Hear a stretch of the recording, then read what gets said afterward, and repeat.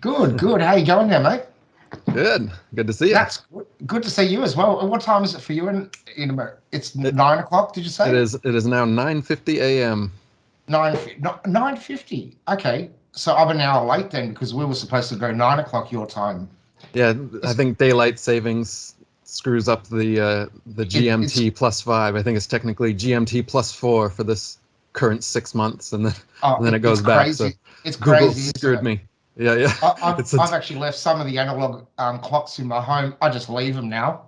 Just so what? Change it. I can recognize it's 1 hour in advance when it's really not. do they Due to do they do daylight. daylight savings in Australia as well? Yeah, we do, and it's really Oh, weird because we do in Victoria, New South Wales, and South Australia. I think Northern Territory, but there are a few states that don't. I think it's very confusing, and some of their theory behind that was, I think in Queensland the farmers used to complain because oh no, it'll disrupt the cows, and hmm. then they had I think old wives' tales like the curtains would stain because there would be too much light in the day, just stupid things. So they didn't adhere to daylight savings because of crazy old Rather wives' rather tale. than change the curtains, let's just change the whole time.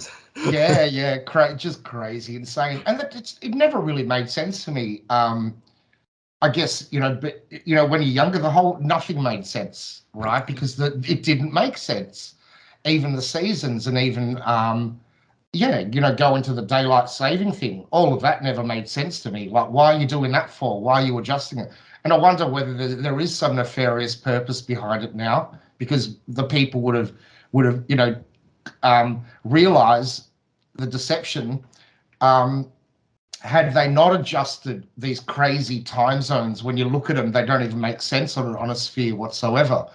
Um, and you would have seen there was a few weeks ago there was a situation where 99% of the world had sunlight at the same time. Did you see that article? No, I didn't see that one. Yeah, 99% of the world realized sunlight at the same time. And it was places like Australia didn't have sunlight, California didn't, which is really odd because the rest of America did, but California was in darkness, Australia was in darkness.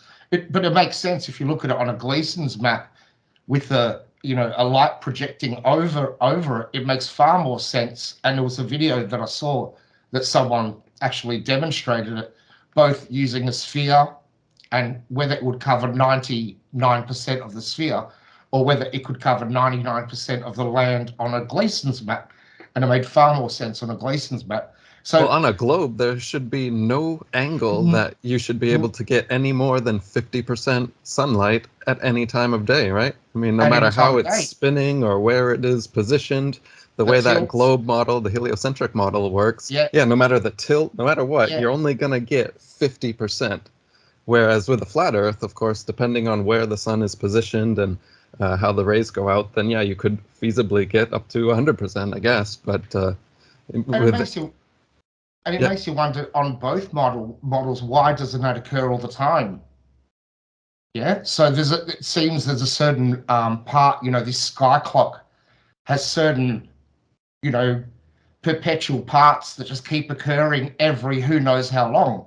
And the thing is, now with modern technology, we're able to analyze it and say, okay, this is happening in all these countries, but 100 years ago, or even I was going to say 300 years ago, but even 100 years ago, communications weren't at the point now where, when one media station reports something that another, well, we know how coordinated that is anyway, but the technology has superseded their lie. Let's right. put it that way. Yeah, Yet hasn't they it? they try to prorate them. They try to say that like Eratosthenes 2,500 years ago somehow was able to communicate with exact accuracy with someone 500 miles away to be able to tell the exact length of their shadows at the exact same time of day.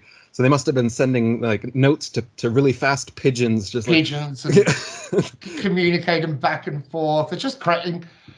And those stories, like I'm Greek, I'm Greek heritage. My parents are both Greek, and we're never taught that sort of crap, right?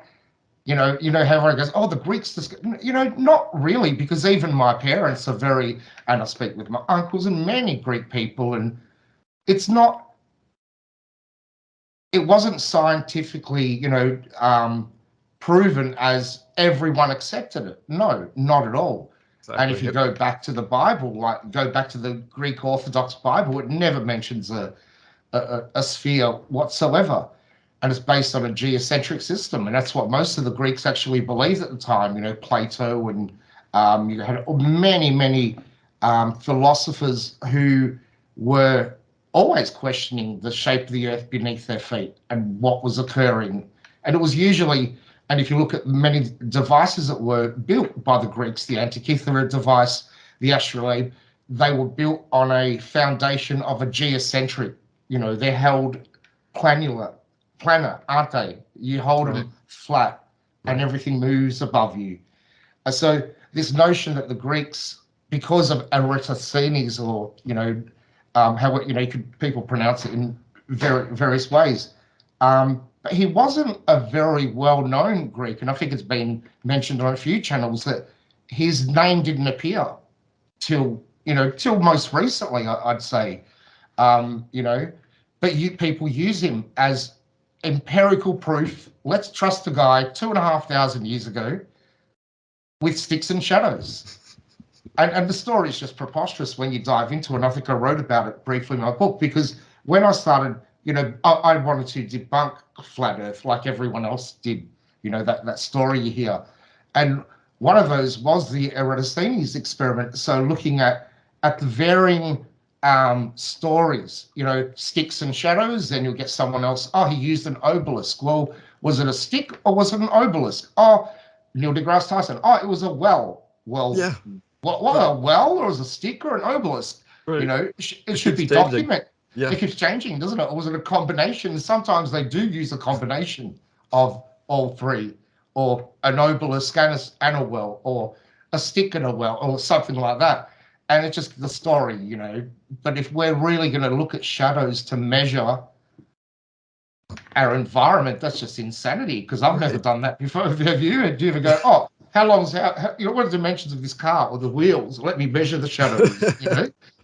And it's still like the most oft cited proof when you ask people today, how do you personally know that the earth is a globe? It's like, well, this guy 2,500 years ago, he did this thing with sticks and shadows, so obviously it's a globe. It either, must be. either that or the CGI photos and fisheye lens videography from NASA, and they're convinced. It's crazy, isn't it? And then they never. And then when you bring up, proof using modern day equipment, oh, no, no, no, no, refraction. Well, did Eratosthenes account, or the shadow guy account for refraction? Oh, no, no, that's different. Well, what do you mean? Yeah. So they just want to cherry pick, and I don't blame them, because it's a very hard one to get over, the globe Earth thing. And for me, I got on the internet. I remember first getting dial up. I think it was in 1996, and the internet wasn't like it is now. You got social media, and you got sharing, and you got all this. So you had to dig down and find information.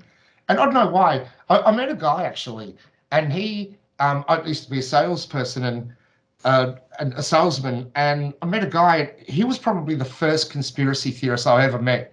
And I went to a meeting hoping to sell him something, but the whole 2 hours were, oh, the military industrial complex. And I didn't even know what that was. He was sitting there telling me how corrupt the military are. And that was probably my first conspiracy theory. I was maybe 25 years old. And again, so when I did get onto dial-up internet, I thought, oh, what can I search for? Sort of, conspiracy theories. And then back then there was very few websites, as I said, but there were some pretty cool sites compared to now. But I went down the rabbit hole of aspartame, or aspartame, however you pronounce it, artificial sweetener. And then I remember because the moon landings always intrigued me. So I looked into the moon landings, and it was a pretty good site then, very vanilla sort of site, but laid out all the arguments about the moon landings. So I was fully aware of the moon landings being fake for probably since 1996, 97. And then coming across flat Earth, in 2014. I can't believe I was so brainwashed, right? I knew NASA was lying about the moon landings, but I just couldn't accept that they would lie about, or could lie. Like you know, it's a variation of that question. Why would they lie? How could they lie? When did they start lying? There's the when, how, when, why, who, that thing we do as children. But yeah, I couldn't believe that I was, really, hardcore globe earther, and I hated flat earth. The concept of it really you know, just didn't gel with me to start with. And I think it was because I felt that society would regress if we, went to this Stone Age thinking of the earth was flat. And, even though I didn't know anything about it, which is crazy. And I was going to ask you how.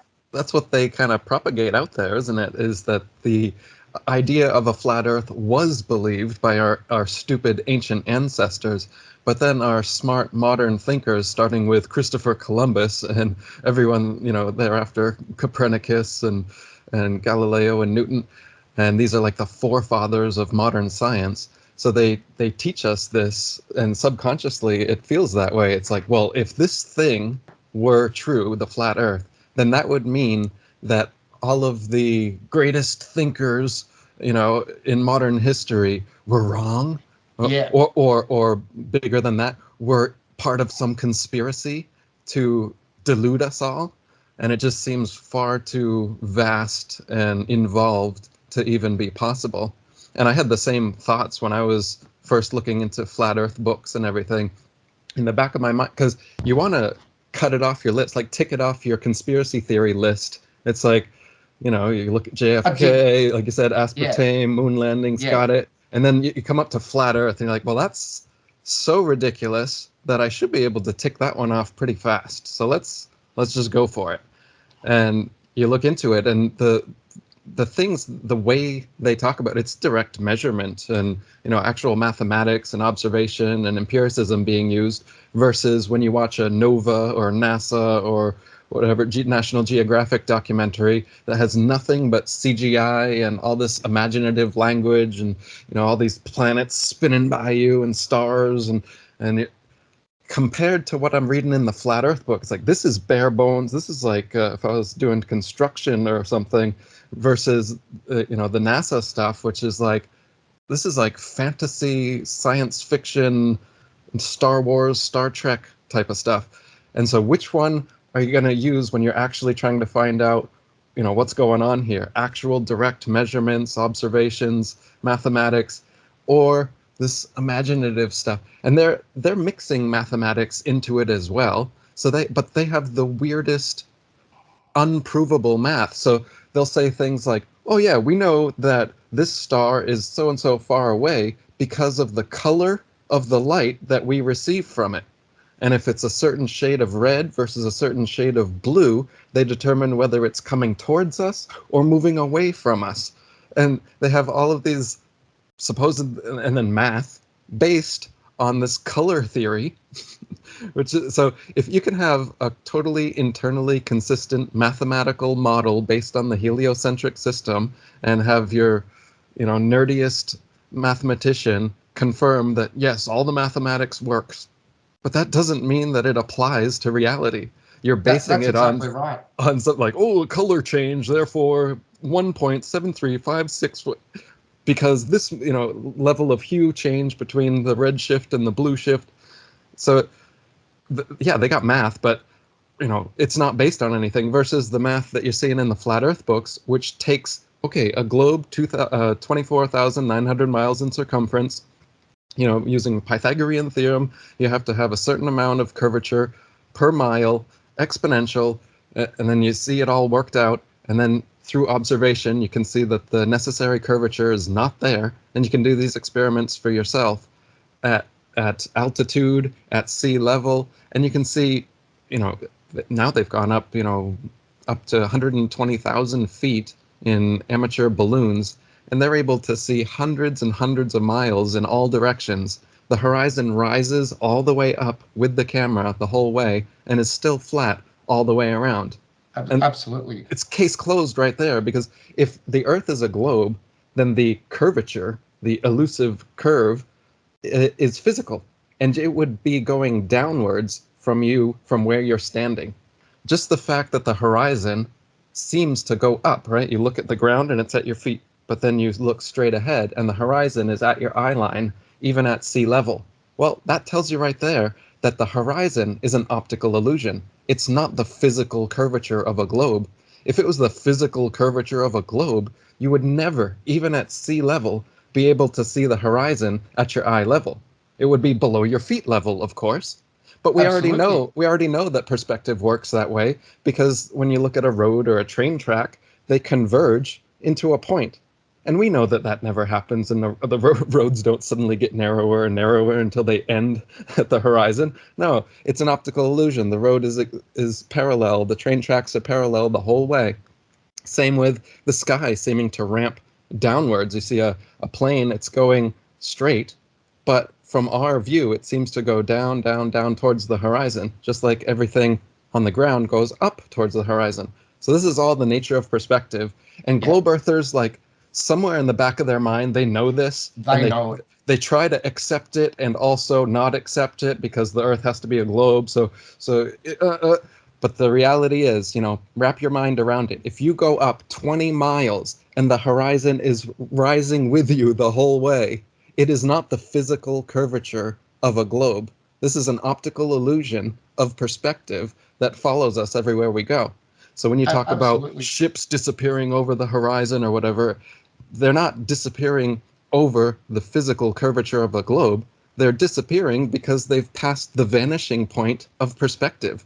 And we're not taught perspective unless you go to art school.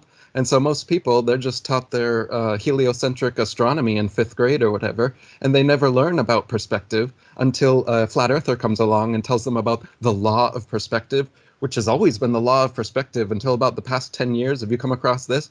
When the detractors say, that's not a law, perspective's not a law. It's like, well, call it what you want, but it works 100% of the time, and it's never not in operation. And that's the definition of a law, versus, say, the law of gravity, which nowadays is the main law people want to talk about, which is just a theory, because it's not apparent anywhere at all. The only thing that you can actually see is the effects of density and buoyancy. It has nothing to do with a mythical pulling force uh, attracting things to the center of massive objects. Nowhere apparent, supposedly a law, but they can't give you a single example that you can demonstrate. There's not a Of single mass. object on Earth large enough to attract the smallest object on Earth to it. You know, no matter But what, it's all. the biggest building, the Burj Khalifa or whatever you want to think of, the biggest structure we could possibly build is not doesn't produce enough gravity to even attract a dust bunny to it. Yet everybody believes that it's a law that all things operate based on. Yet when you say law of perspective, they're like, that's not a law. That's not a law. But the and, law of and they'll gravity even is. ref- and they'll even refer to gravity as a force of gravity when a simple search says no, it's not a force, right? And even if it was a force, it would be the weakest force in the universe, because you've got electromagnetic forces, which I think are like 3,000 times stronger or something like that. But the point you made about our eyes is the most important one, isn't it? And I think that's why I started my book with trying to wrap, getting the reader to sort of go, okay, that's how our eyes work. But look down a railway track, a hallway, or a highway, and you'll see that you'll see these converging lines. And interesting enough, if you have two railway tracks side by side, the same thing occurs. So your eye is processing this at, it's the most, our mind is the most, we'll get there later, but our mind is so complex that it can determine it from not only parallel or looking horizontally, but if you're standing say at the top of a skyscraper and looking down, it occurs looking down. If you're standing at the bottom of a building looking upward, I hope I'm not breaking up with the microphone, you're looking up, the same thing is occurring as well, where the buildings seem to converge. And it's so Our eyes are the mirror to our soul, as they say. And if you go back, without going to the Greek thing all the time, which I probably will, um, but if you go back to Greek classical art, you can see the difference when they didn't understand perspective, because you'll see those, they drew people and it was that side view, their eye was here and they never, you know what I mean? But later we realized how we could draw, because, even drawing a facial, the facial features requires understanding of perspective and this ramping up of objects and ramping down, or this conical vision that we have. And I've often thought about it, because it's so smart, that the intelligent creator had to do that. Because just imagine if it wasn't. Imagine if you were standing on a flat surface, as we are, but then you couldn't, it didn't have that ramping. I'm not going to explain it well, but I just want people to sort of visualize what would happen if you were just standing on the ground and didn't have objects disappearing smaller. Why do they go small? You know what I mean? In the distance as they go further. And this whole, there's actually I've got a download here, back here, but there's a book called The Geometry of Visibles, and I'm trying to read through it. It's very deep. But as you said, they didn't teach us this at school beyond basic art class. And even if you were in art class, I never really saw anyone go, oh, well, we just drew, which I remember doing because I really enjoyed art and doing perspective drawing. But you never really went outside and went, the earth can't be a sphere. Look at what this, right? Because we just didn't. And you just, even coming out with that sort of thinking, because of our brainwashing. And let's face it, Pete, you leaving, or when I left school, I was 15, 16 or whatever. That was only several years after I stopped believing in Santa Claus. You're right. So how educated, we think we're so smart when we leave school and know it all. And, how old were you when you realized the earth was flat? I was always skeptical. So I was I was skeptical of the globe from the minute it was presented. I guess I was too, but I just didn't want to face it. Yeah, but right. What about yeah, when you kind of you get along to go along throughout schooling, because that's what you're told. That's what the textbooks teach you. All the science teachers, the science programs, your parents, everyone accepts it. So to me, it felt kind of like trauma-based mind control, in the sense that you compartmentalize it and stash it away, and you never really think about it again, because it was one of these things similar to Santa Claus, I guess, where it doesn't really make sense, but for the time being, everyone's going along with it. So what are you going to do? You're going to... So it must be true. Yeah, I mean, it just Who kind am of... I? Yeah. Right. And especially at that age, you really don't have the internal fortitude to stand up to all adults in the world and be like, no, my senses, what makes sense to me is stronger than all of you adults, and I will stand firm in that. You don't even have the lived experience to do that. You just have an inkling like, this doesn't make any sense to me, but everyone says it's true, and everyone acts like it's true. And if I act otherwise, it's a problem, it's an issue. So you just stop. And isn't that how trauma basically works? You compartmentalize it, put it away, and then you don't think about it again until something triggers it, and then it becomes like this Pandora's box in your mind that gets opened. And that's what it was for me with Flat Earth. When I finally came across it again when I was about 25, I was like, there is information there still out there about this. I need to get into it. And it took me years of reading these old Flat Earth books and looking into, because before, although NASA wasn't formed yet, so I was getting answers for questions that someone in the 1860s could answer for me. But since NASA was formed and all of these, the globe images, and what about this mission, and what about these videos and all that? So then I had to try and do my own deep research online through video stuff, and finding anyone that was on YouTube talking about it, or there was websites for the moon landing stuff. So you just try to piece all together all the questions that you have, that everybody else is going to have as well, because you can't really come out and believe or even feel like you're in a space of knowing until you have answered every single question that is in the back of your mind that pertains to that subject or that could be asked about that subject. And at that time, it was really difficult to be able to do that process. So it took me years to get to that point. But there was a time when I felt, sitting there and I was just like, I have done it now. I've answered every single question I can think of. And I'm now 100% sure the Earth is flat. NASA's lying. We've never been to the moon. All of these things. And it's like, okay. And that's when I started writing my book and started getting on everything. But before that, it was just a time of compiling everything and making sure that this is reality. Yeah. So that I'm standing on a real foundation and not just something that I only 90% sure about or something. Likewise, because I remember it might have been 2007, 8 or 9 or something. I remember getting into Hollow Earth. Someone said Hollow Earth, and that was intriguing. Admiral Byrd gone through, into this other world, and I think I posted that online, and people were like, oh, but they didn't laugh as much, and it was more acceptable than the Earth is flat. And even for me, it was like, oh, cool, that's wow, amazing. It just, for some reason, it just made sense. This guy went into the center of the Earth, like the Earth's like hot, like a, what is it?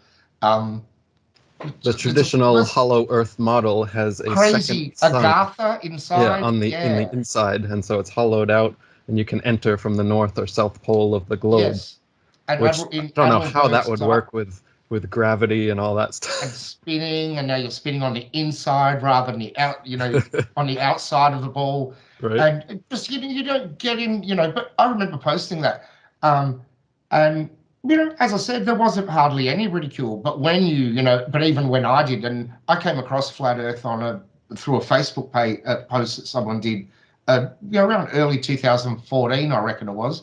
And whoa, that was feisty because everyone got in on this guy. Like, what do you mean? You're an idiot. And I kind of felt sorry for him, and he disappeared. And he, I lost some friends over that just by, guilt by association sort of thing.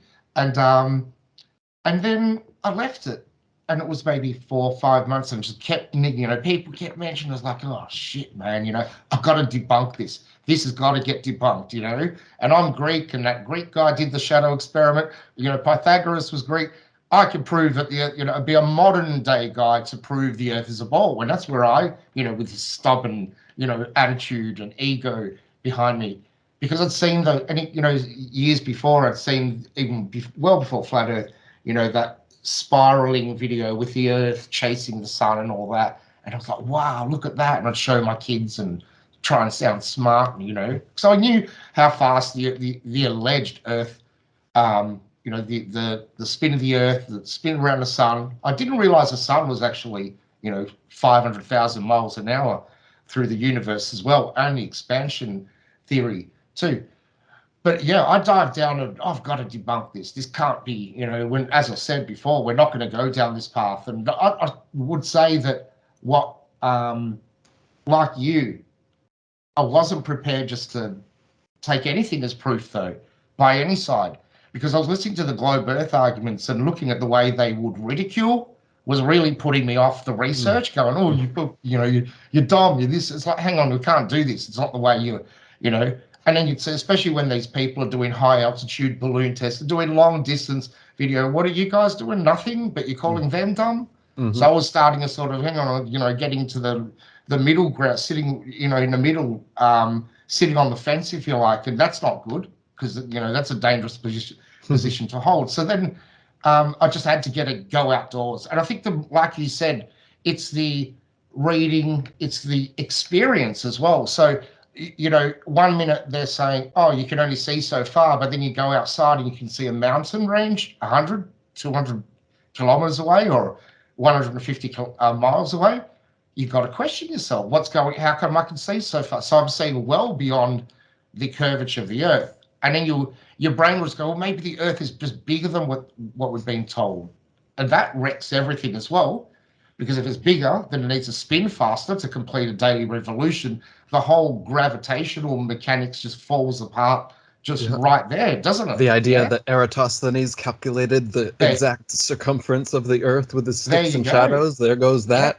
There And goes the idea that NASA, with its rockets that are, clearly just curving and falling into the ocean. No, they're going around the globe Earth because they know exactly the circumference of the globe Earth, so that they can slingshot up and do the same thing when they're coming back from the moon. it So, wrecks so it everything, wrecks doesn't it? everything. But It wrecks exactly, everything. everybody goes to that. It's like, well, maybe the Earth is 10 times bigger than they said, or 100 times bigger than they said. It's like, okay, well then, if that was the case, then you should at least throw away everything they've said then, because you're admitting that they're completely wrong anyway. Yeah. But no, I mean, so water doesn't level. It just level, 100 it's 100 times bigger globe, but eventually water still curves for no reason. It doesn't make sense It that doesn't. No. the globe is just bigger. Yeah. When you really think about it. But of course, our brains want to go there. We want to, well, how can we still work within the model that I've That believed for so my long? fairy tale belief. Yeah, I just want to hold on to that. Just let me hold on to it for It's not a it's little not bit my longer. dad. It's not my Yeah. dad in a Santa Claus suit. He doesn't have a white beard. I mean, he couldn't wear a fake beard, could he? Maybe he could wear a fake beard. Right? Yeah, exactly. We did go to Kmart that night, and That's yeah, right. I have got that gift that I saw at Kmart. That it's hard to sort of to quantify all of that. But even with Eratosthenes, with his supposed experiment, because an experiment should be conducted 3 times. I was always taught at school, you can't just go out once and do this experiment, and no one else did it ever since. This should be a repeatable, demonstrable experiment conducted all the time if it was the case. But if what he did was true and he measured a radius, well, if the sun is circling us, that's going to have a radius as well, an arc radius, which is Mm. what there's nothing else he could have measured, right?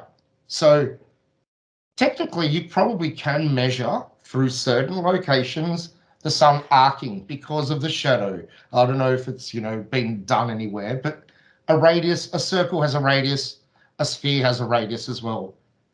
It's the same. It's that same. I heard someone bring up.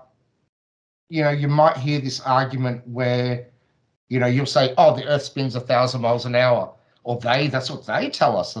But now a lot of the globe earthers have brought that back and gone, oh no, it's only it's only 0.0001 RPM or something like that. Because that's, take a wheel and then spin that wheel. Well, the sphere, our Earth is not a wheel, it's a sphere. And a sphere and a wheel are two different things. The dynamics behind it, the mechanics behind it as well.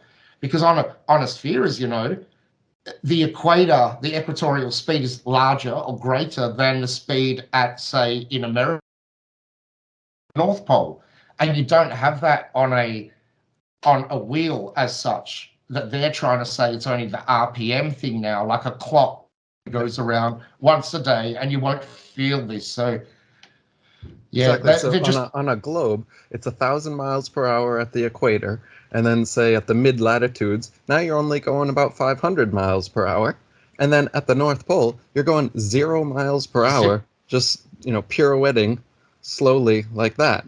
And then, as you gain altitude, you have to gain, because they say that the entire atmosphere and everything in it is also stuck to the spinning ball Earth, and that's why when you go up in a hot air balloon for 12 hours, you don't come down in China. You come down right where you were, because you were supposedly the spinning. entire atmosphere and everything like gel is just spinning right along with it.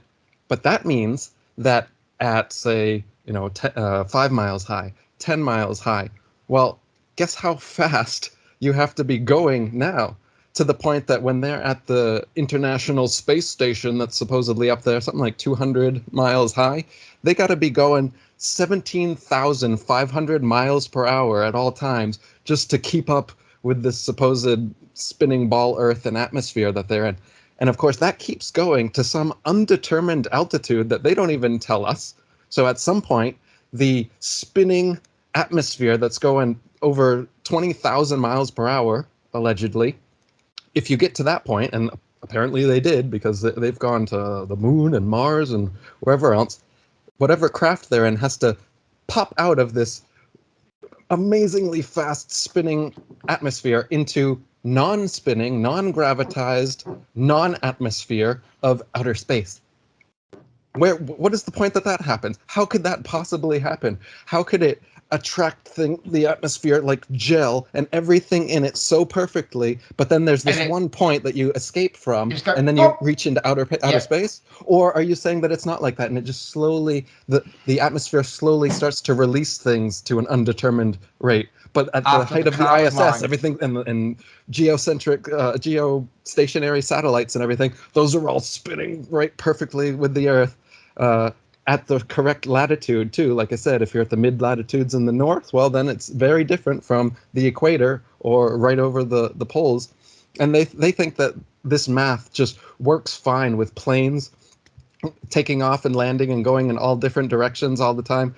If there was all of these speeds at different latitudes and altitudes that had to be taken into account for planes, there would be no pilot that could ever navigate, take off, or land on a single runway on an Earth spinning that. It would be completely ridiculous. But nobody thinks about it.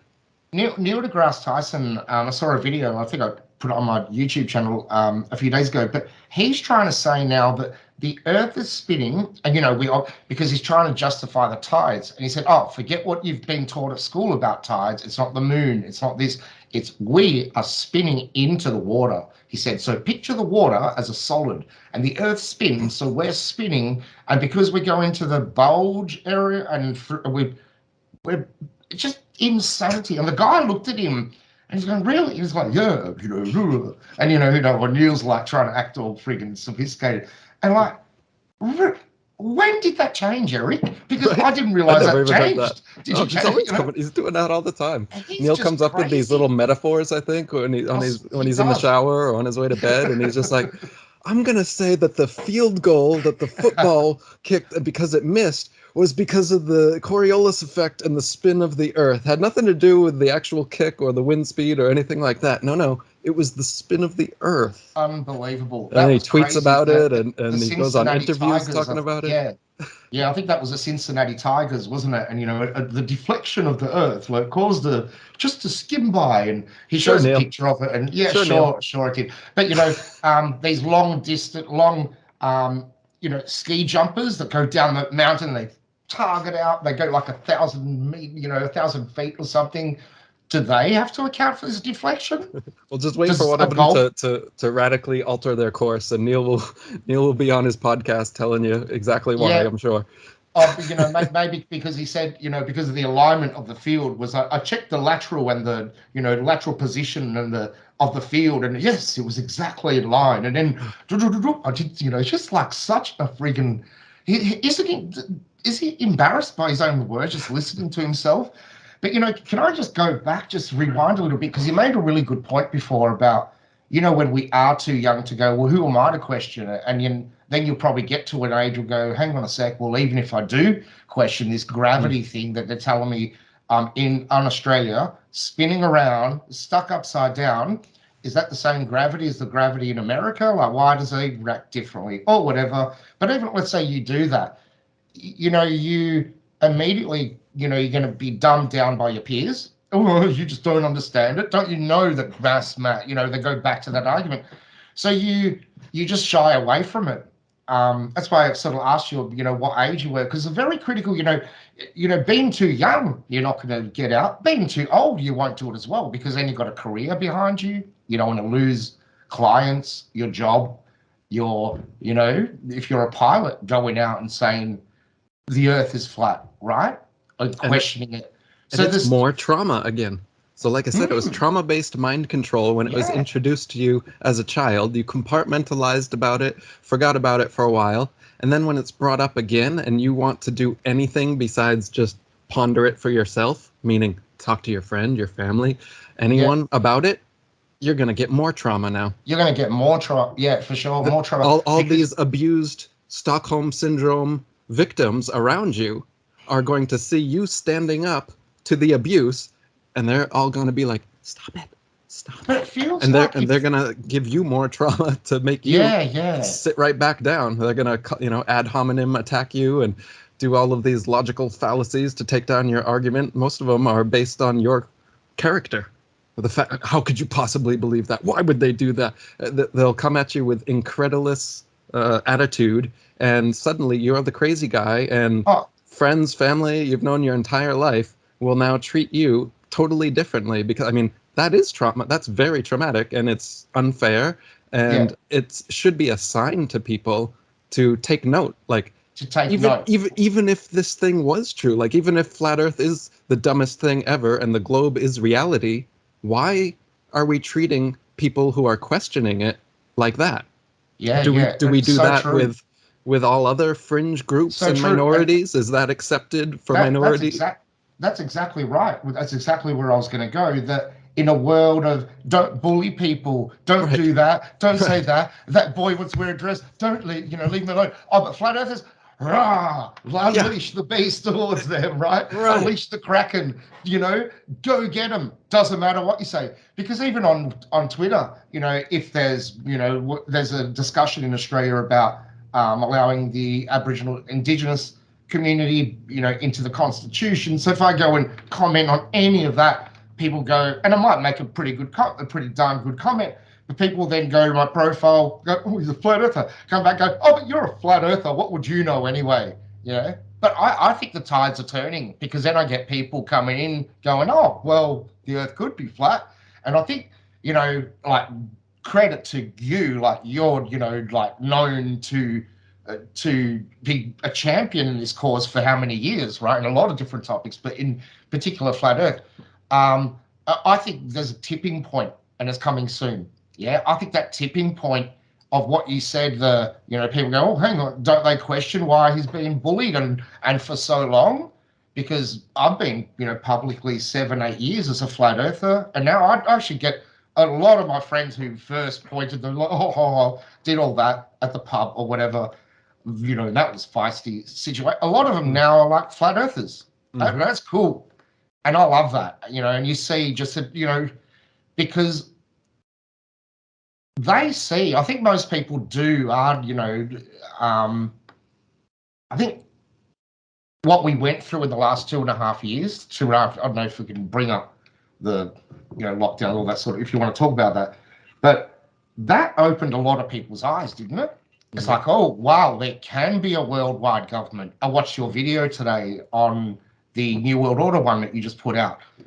And if you put that out, if people saw that 5 years ago, no way, well, it's there now. They've heard their government say New World Order. And you wouldn't believe the amount of times Australian ministers during lockdown going, oh, look, there's a New World Order coming, just deal with it. It's like, what? He said it? And another minister, female one, would say it. And it's like, what? This has been dropped too often. That was what really weird how they, maybe they thought they were in the luck, they were going to win the game, and they Mm-hmm. just like got a bit too cocky and started Mm. going out with all this shit until they realized the narrative is folding. It's not working, man.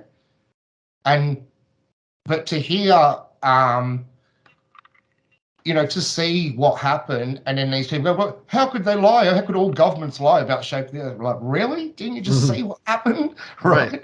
Right? All of them forced everyone in the world to stay indoors for a two determined weeks? amount. Yeah. Yeah, Like, and you're gonna say that how could all of the governments be in cahoots about something? Like, well, there you go. Now you've seen it. How they can did that it. be your main defense against looking into flat Earth or other government conspiracies if you think that multiple governments can't be in on it?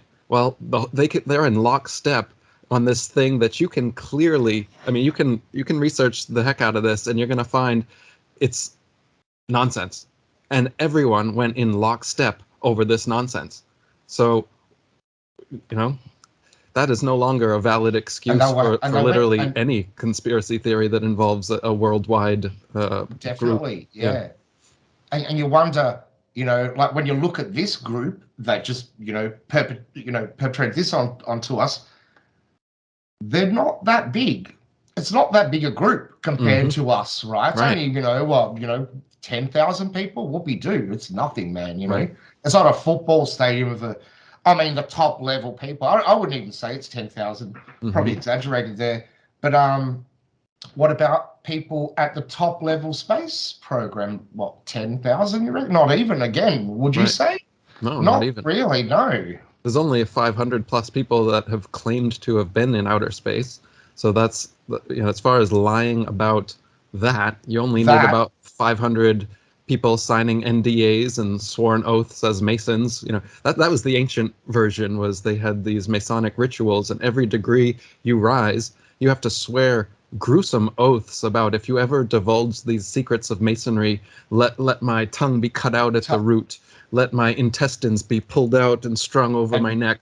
All of yeah, these things, and you have to say this, blindfolded and in a ritualistic setting, around all your brothers, and at one point they all have swords at your throat while you're saying this. Now, and so there's that, and that still happens to this day. All Masons do this, and they sign NDAs. They sign non-disclosure agreements that are their legal counterpart. high So level, you yeah, are not just your normal DA, yeah, yeah. exactly. So you are I legally mean, bound to your lies, and you are, at the threat of your life, you have done rituals that you personally have sworn an oath not to divulge these secrets. So when people being like, how could they possibly keep that a secret? You don't even know. You probably never heard what an NDA is, because these are used in government all the time and and corporations. corporations, yeah, And second, you probably never heard of secret societies and how they function and how they swear blood oaths every degree they rise through these gruesome rituals. And that's still happening today, along with the non-disclosure agreement. So I, I have the opposite question. Who are these people you think are going to go against entire worldwide secret societies and legal non-disclosure agreements after they're the type of people that are compromisable, that will sign these things and say these things in these settings, and then suddenly you think they're going to have a 180-degree change of heart and then come out somehow and not be killed or put in jail for the rest of their life? No, that's not how it works. definitely, They and got their they've crossed their T's and dotted their I's. They yeah, obviously know that this can happen, so they're not going to let someone in on all these secrets that they could so easily divulge and just get out there. And that's why someone like me is what you need. Someone that's on the outside. I've never sworn any of these oaths. I'm not in any of these secret societies. I'm just this nerdy introvert that started reading all these old books. And I know how to speed read, so I can go through information faster than most people. And then I came across this thing that nobody's been thinking about for like 150 years. And it's like, hey, check out these books. And now, over these past 10 years, we've written our own books, and we've made our own documentaries, and we've changed the world, and we're continuing to. And I agree, we are getting to the tipping point now, and the CV nonsense that they just put us through for the last 3 years woke up a whole new sector of people that didn't it? weren't ready for this. And I get messages Mm, almost every day from yeah. from the new people saying this kind of thing, that it was the CV nonsense that opened them up. It kind of primed their brain to be ready now to look into deeper conspiracies that before they thought were too big to ponder, to I consider. must admit, I wonder whether I gave some of these, especially there's some new big channels coming out now, and after the CV's gone, it's ended, and I was getting really annoyed during CV because I'd go on it and everyone's talking about lockdown, but I'm going, hey, but the Earth is flat, and everyone's just ignoring it, and I was like, I remember saying to my sister, oh, they're just baby truthers or whatever, they're not, not talking about that, they're just like, all they want is just make money out of this thing, or whatever, just get the fame out of being the one, but I don't blame them, right? Because now I see a lot of them coming out, right? And I wonder if it's sometimes a bad idea to mix the two together, like oil and water. Like if you're on this topic, just stick to that, right? Is it gutsy to go and oh, and hey, CV's a lie, and the Earth is flat. It's Mm. like, whoa, that's very, abrupt for people. People just can't comprehend these two big grand lies, Hmm. right? And this one, the globe lie is bigger than that one, way bigger, right? What in my eyes, anyway, because there's been, just the causes, the devastating causes that it's done to humanity. I reckon has been immeasurable. Just to stupefying man to think that he could live on a ball is enough to sort of bring down society to a point of they're not thinking about and realizing the real dynamics of the world. Is there an ether? Is there free energy? Is there more land? Is there a lot of questions that, I think and it's you'd really eliminate the liars, wouldn't you? If you weren't lying about the ball, wouldn't you? Wouldn't know ball earth liars like what are these guys doing with the money? Where's that it's money going? fundamentally insidious in the sense that they are removing our ability to believe our own common sense and experience, and instead we just have to believe their version of reality, These 500 which is astronauts. nowhere apparent. It's Mm, nowhere apparent that yeah, the horizon curves somewhere 360 degrees and that you can be standing upside down and planes can go upside down, or you can dig a hole to China and find more sky below you. None of these things are anywhere apparent, and they're completely against your common sense. They make no sense whatsoever. Even as a child, that was the idea of people standing upside down on a ball. Like, you'd have to be magnetized to the thing. How could you jump and then come back? If you're farther away from the center of attraction, I that and know. you're able to break that magnetic attraction, then there's nothing that should stop you from continuing off into outer space. What on earth would bring you back to it if you were able to uh, overcome it? It should be like this. You should have to take 1 foot and And and it then should be very exactly. difficult to Yeah, put it back down if yeah. gravity was a real thing. And the next foot, and it's just try to, maybe you'd even have to slide it across the floor. You'd slide it across the floor and then just try to pull up the other one and slide it. And then what would water and buildings and everything else look like? It, And the it would be clouds totally different. and Yeah. yeah, the clouds and the butterflies and the bees and the dust, because during if you get a light beaming into your office or your room and you see the dust particles floating through, what happened to gravity right there? Right, Because these right. things are just Why like aren't they just floating being up. pulled to the And ground? All the dust sometimes particles. I've smoked the green stuff before and I've like Right. oh, far out, look at that, they're just floating around and it's quite miraculous because nothing is still. When you Yeah. look at them, everything's moving and the air is a fluid as well. And it's quite remarkable how, and that's what I was saying, I think we've been stupefied by the fact that we haven't had the ability to look at this remarkable creation that's before us um, the way it should be intended. The thing is, they know it. So why do they know it and we don't know it? Right? That's like having, you live in a mansion and there's like 25 rooms. Your family only knows about 4 or 5 of these rooms. The rest of it, only you know about it. Would you do that to them? And it'd be quite empowering if you did. Because at night, everyone go to bed and you go to this billiard room and the theatre room or, whatever room. And, you'd feel, not that you'd do that to your family, it'd be really stupid to feel empowered over. But let's say they were strangers and they didn't know. Yeah, but there's this thing of they feel that they're empowered over this knowledge over us. And the funny thing is, we get attacked for, do you feel special about knowing the Earth's flat or something? What do you mean? You should, a little bit, you should too. Because when you have that realization that you're not spinning on a ball, that is a grand friggin' day. When you connect those dots and especially after resistance, and then you go, there's just nothing more. There's nothing more here. I've seen the curve.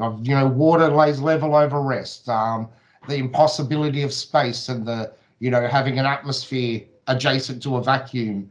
Go on and on. The way our eyes work, the horizontal ramp, as you said, and you could have it. It took me 7 months actually to finally have the guts and go, look, I was going to say, look, even though I knew after like the first couple of days of investigation there's something wrong here, I was like you. I had to know sort of everything, even though you never really can know everything, can you? Right? And I think that's part of the acceptance as well, going, you're not going to know everything. We can't know everything. It's just the impossibility of it.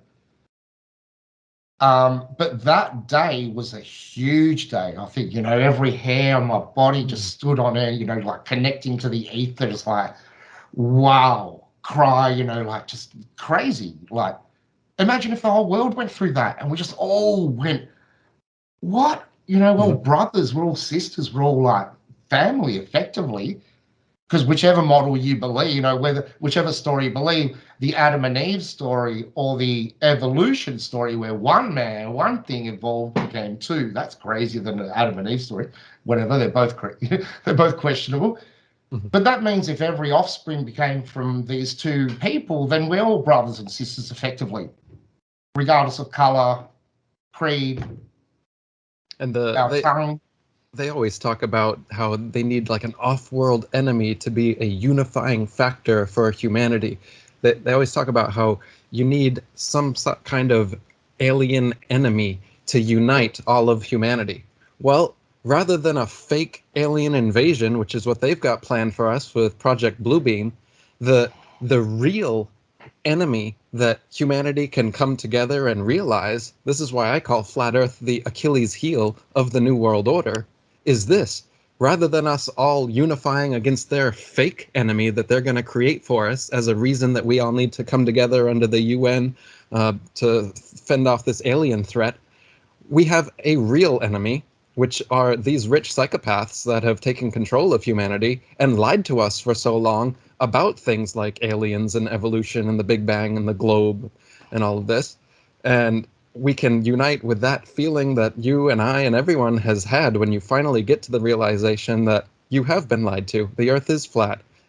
All of this, the craziest notion that you've been taught is actually one of the most fundamental and obvious things ever.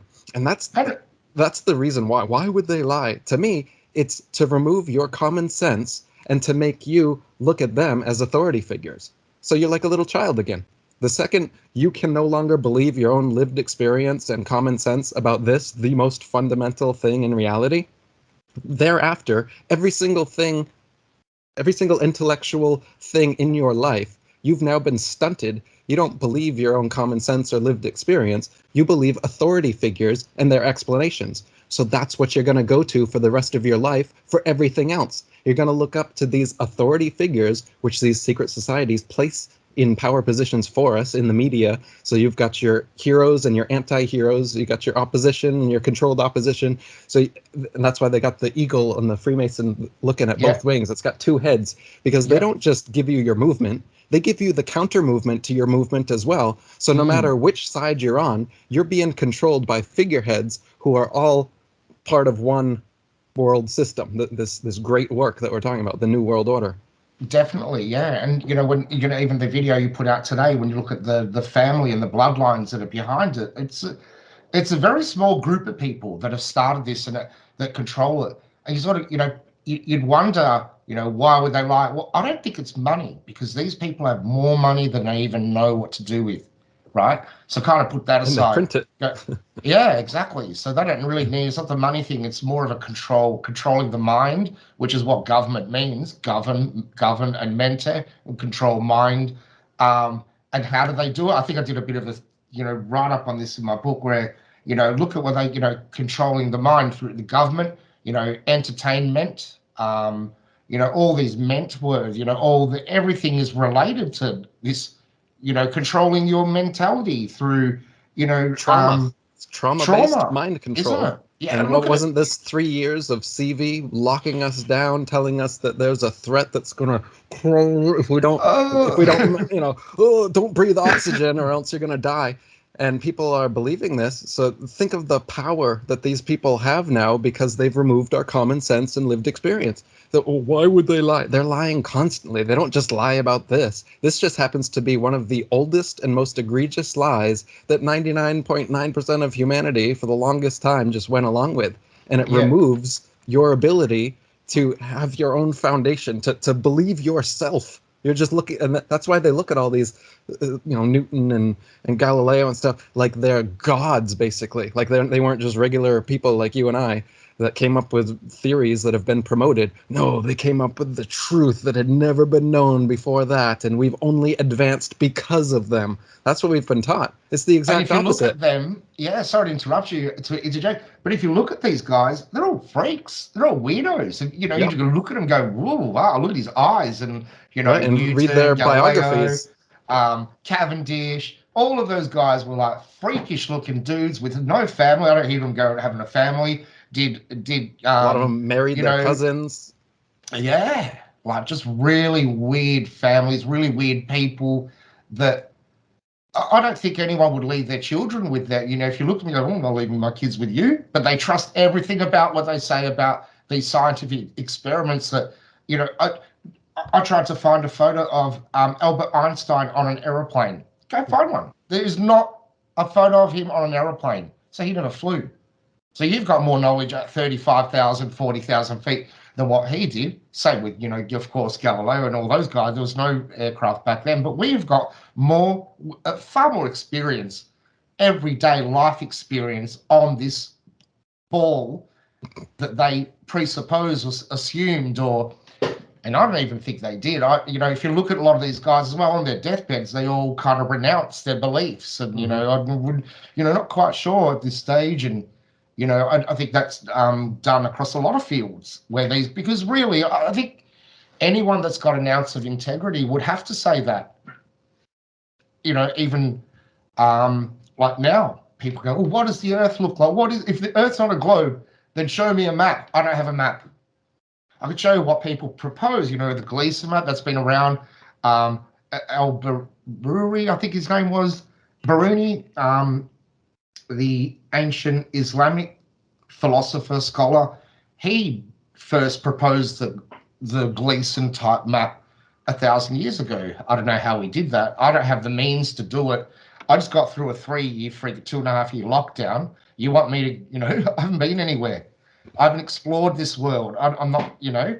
And the funny thing is that even if you look at if you simply Google, why are all maps of the Earth wrong? You know, even they admit that the globe Earth's map, this sphere that's sold everywhere, that we all believe, what, they're wrong too. We should have a perfect sphere. If we're flying out of space and we've got thousands of satellites orbiting that never have problems. They never require servicing. They never, you know, the solar panels, they could be up there for 25, 30 years. No solar panel degradation whatsoever. Even though the solar panels on the roof of your house, you'd have to change every 20 years because they'd lose power. You know, they're not charging enough anymore. These things are just magical, right? And we should have a real photo of a ball Earth. So don't ask me why I don't have a flat Earth map, right? Their map, like the Mercator map that is most often used, has Africa 10 times smaller than it should be and Greenland 10 times larger than it should be. And you ask yourself, why is that? Well, again, it's because the things in the south on a flat Earth map are much bigger than things in the north. But if you're going to try and make it all fit on a globe, the lines of latitude have to come in on both ends rather than being splayed out in the south. And that's also, I'm sure, why the Antarctic Treaty disallows for independent travel beyond the 60th south parallel. Because when you read ancient explorers' accounts, the further south they traveled, they found themselves more and more out of their reckoning the further south they went. And that's exactly what you would find if you were being lied to about lines of latitude converging back in on a ball. Converging back in, right. rather than just so they don't want diverging outward. Right. And everybody, lives above like the 50th south parallel anyway. Nobody's living that far south anyway. So it's real easy to maintain this lie and to just have the governments that are around that particular point of the 60th south latitude, they patrol it. So if you're near Argentina, then you've got Argentina ships doing it. If you're near Australia, you've got Australian military ships patrolling. And you just can't get by. There's videos of people that have tried. You can't even get that far. Once you get out of allowed waters, you're going to be turned around.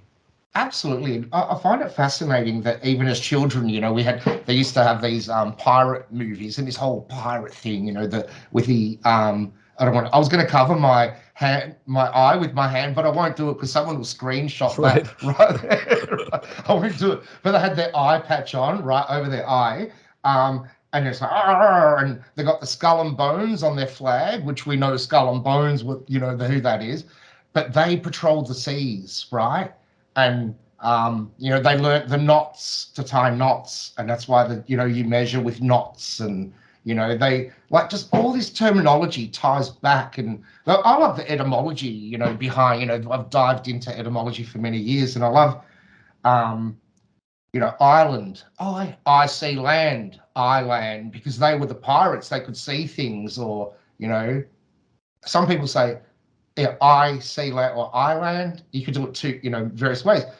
But you're right. They have always controlled how far you could go. They've controlled the lands from, you know, how long would you say? 2, 3, 4, 500 years longer, haven't they? This group, this certain group that we're talking about. Because I think there was a point where, mate, look, I don't even actually, having said that, I'm beginning to think we know freaking nothing about our history, actually. Like, what do you think about Tartaria? I know I'm jumping and like a kangaroo over to that side now, but Right. what do No, you reckon about, I'm they open call it to Tartaria or whatever. You know, I don't like labeling things, but right. we call it Tartaria. That's what it's been, you know, coined as, if you like. Yeah, I'm definitely open to alternative theories of history. Anything beyond, you know, what myself, any living person can confirm for us. We're getting into realms of things that are really tough to be proven. So, you know, even Yeah, yeah, I anything like that. beyond 100 years ago, I'm definitely open to looking at it, though I haven't been fully convinced by any alternate theory, be it I the like. traditional Tartaria theory or the flamenco alternative chronology or any of these other ones. I'm open to all of them, and I think they are worth exploring. But at the same time, they have all the same issues that the official history has, which is that it's history. And how are we going to confirm it one way or the other? It's Yeah, you're the right. more ancient it gets, be it alternate or official history, it's really difficult to confirm or deny any of it. So I kind of put that in a box where it's like it's all Cool. possible. Yeah. Yeah, cool. I like that. I like that answer because I'm the same, and you know, it fascinates me. I just love, you know, looking at, you know, those buildings. How did they build them? And you know, they're finding even in Melbourne, in Australia, that they've said that under the layer of Melbourne, there are buildings under those buildings, pubs and everything. It's like, well, what happened? You know, like, how come the Aboriginals didn't talk about that or whatever? Our history is just so distorted. But point being is, what can I prove? Can I go and physically prove that?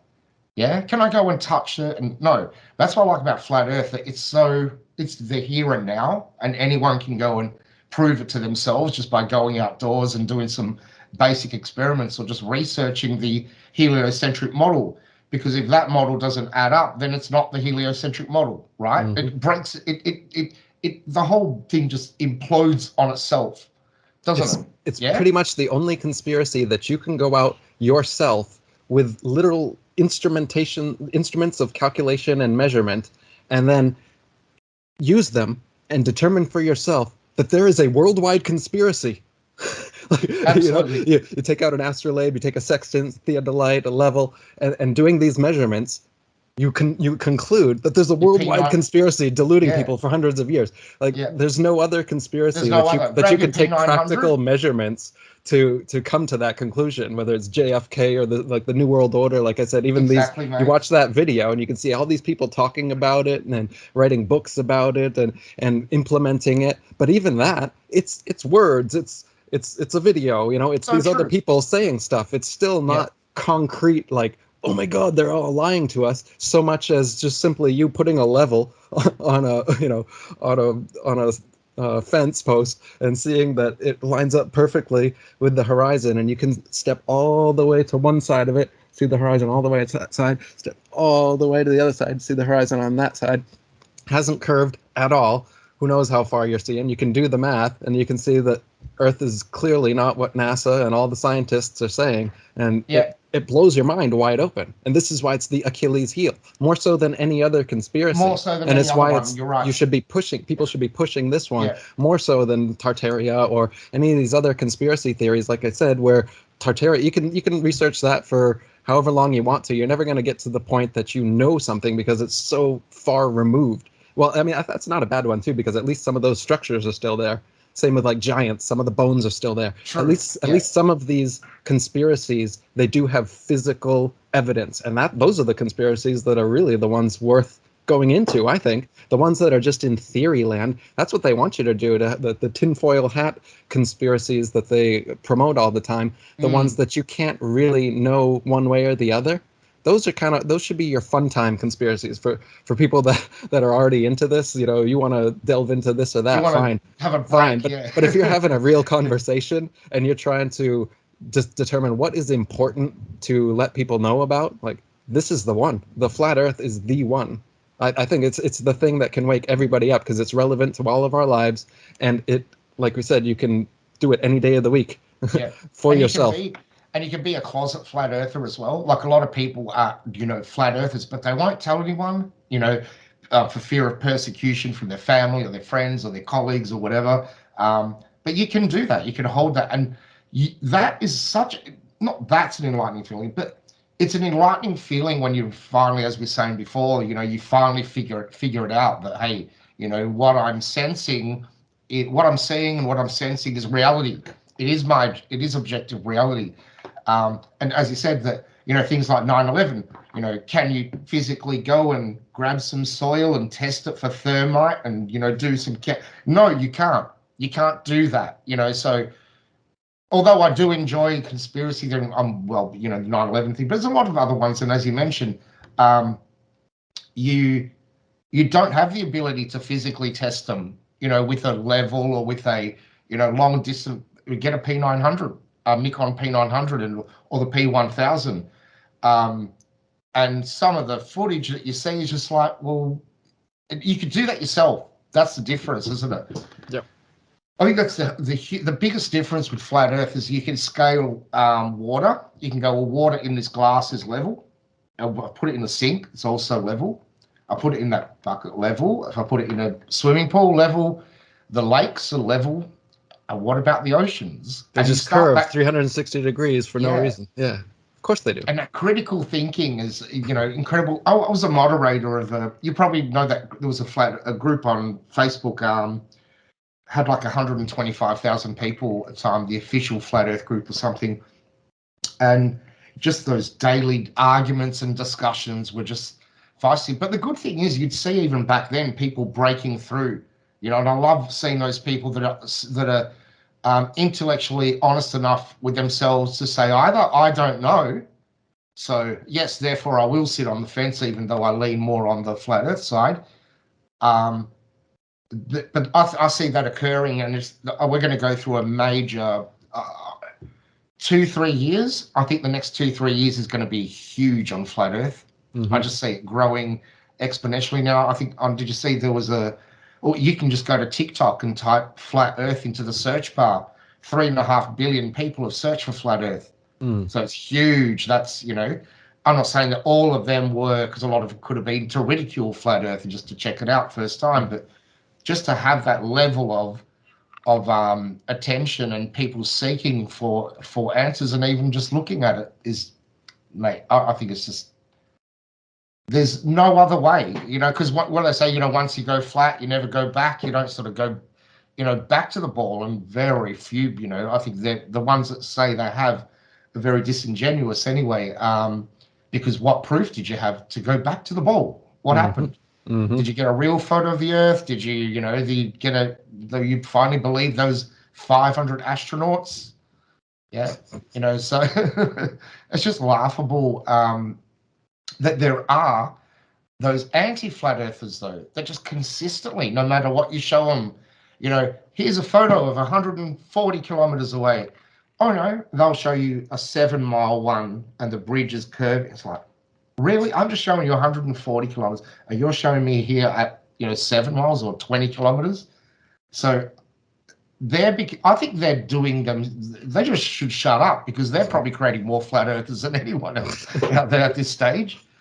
And those channels that consistently just go out and they've never written a book or done anything like that, but they'll hang shit on you for writing a book. How many books have you written so far, by the way? I just finished my 8th book.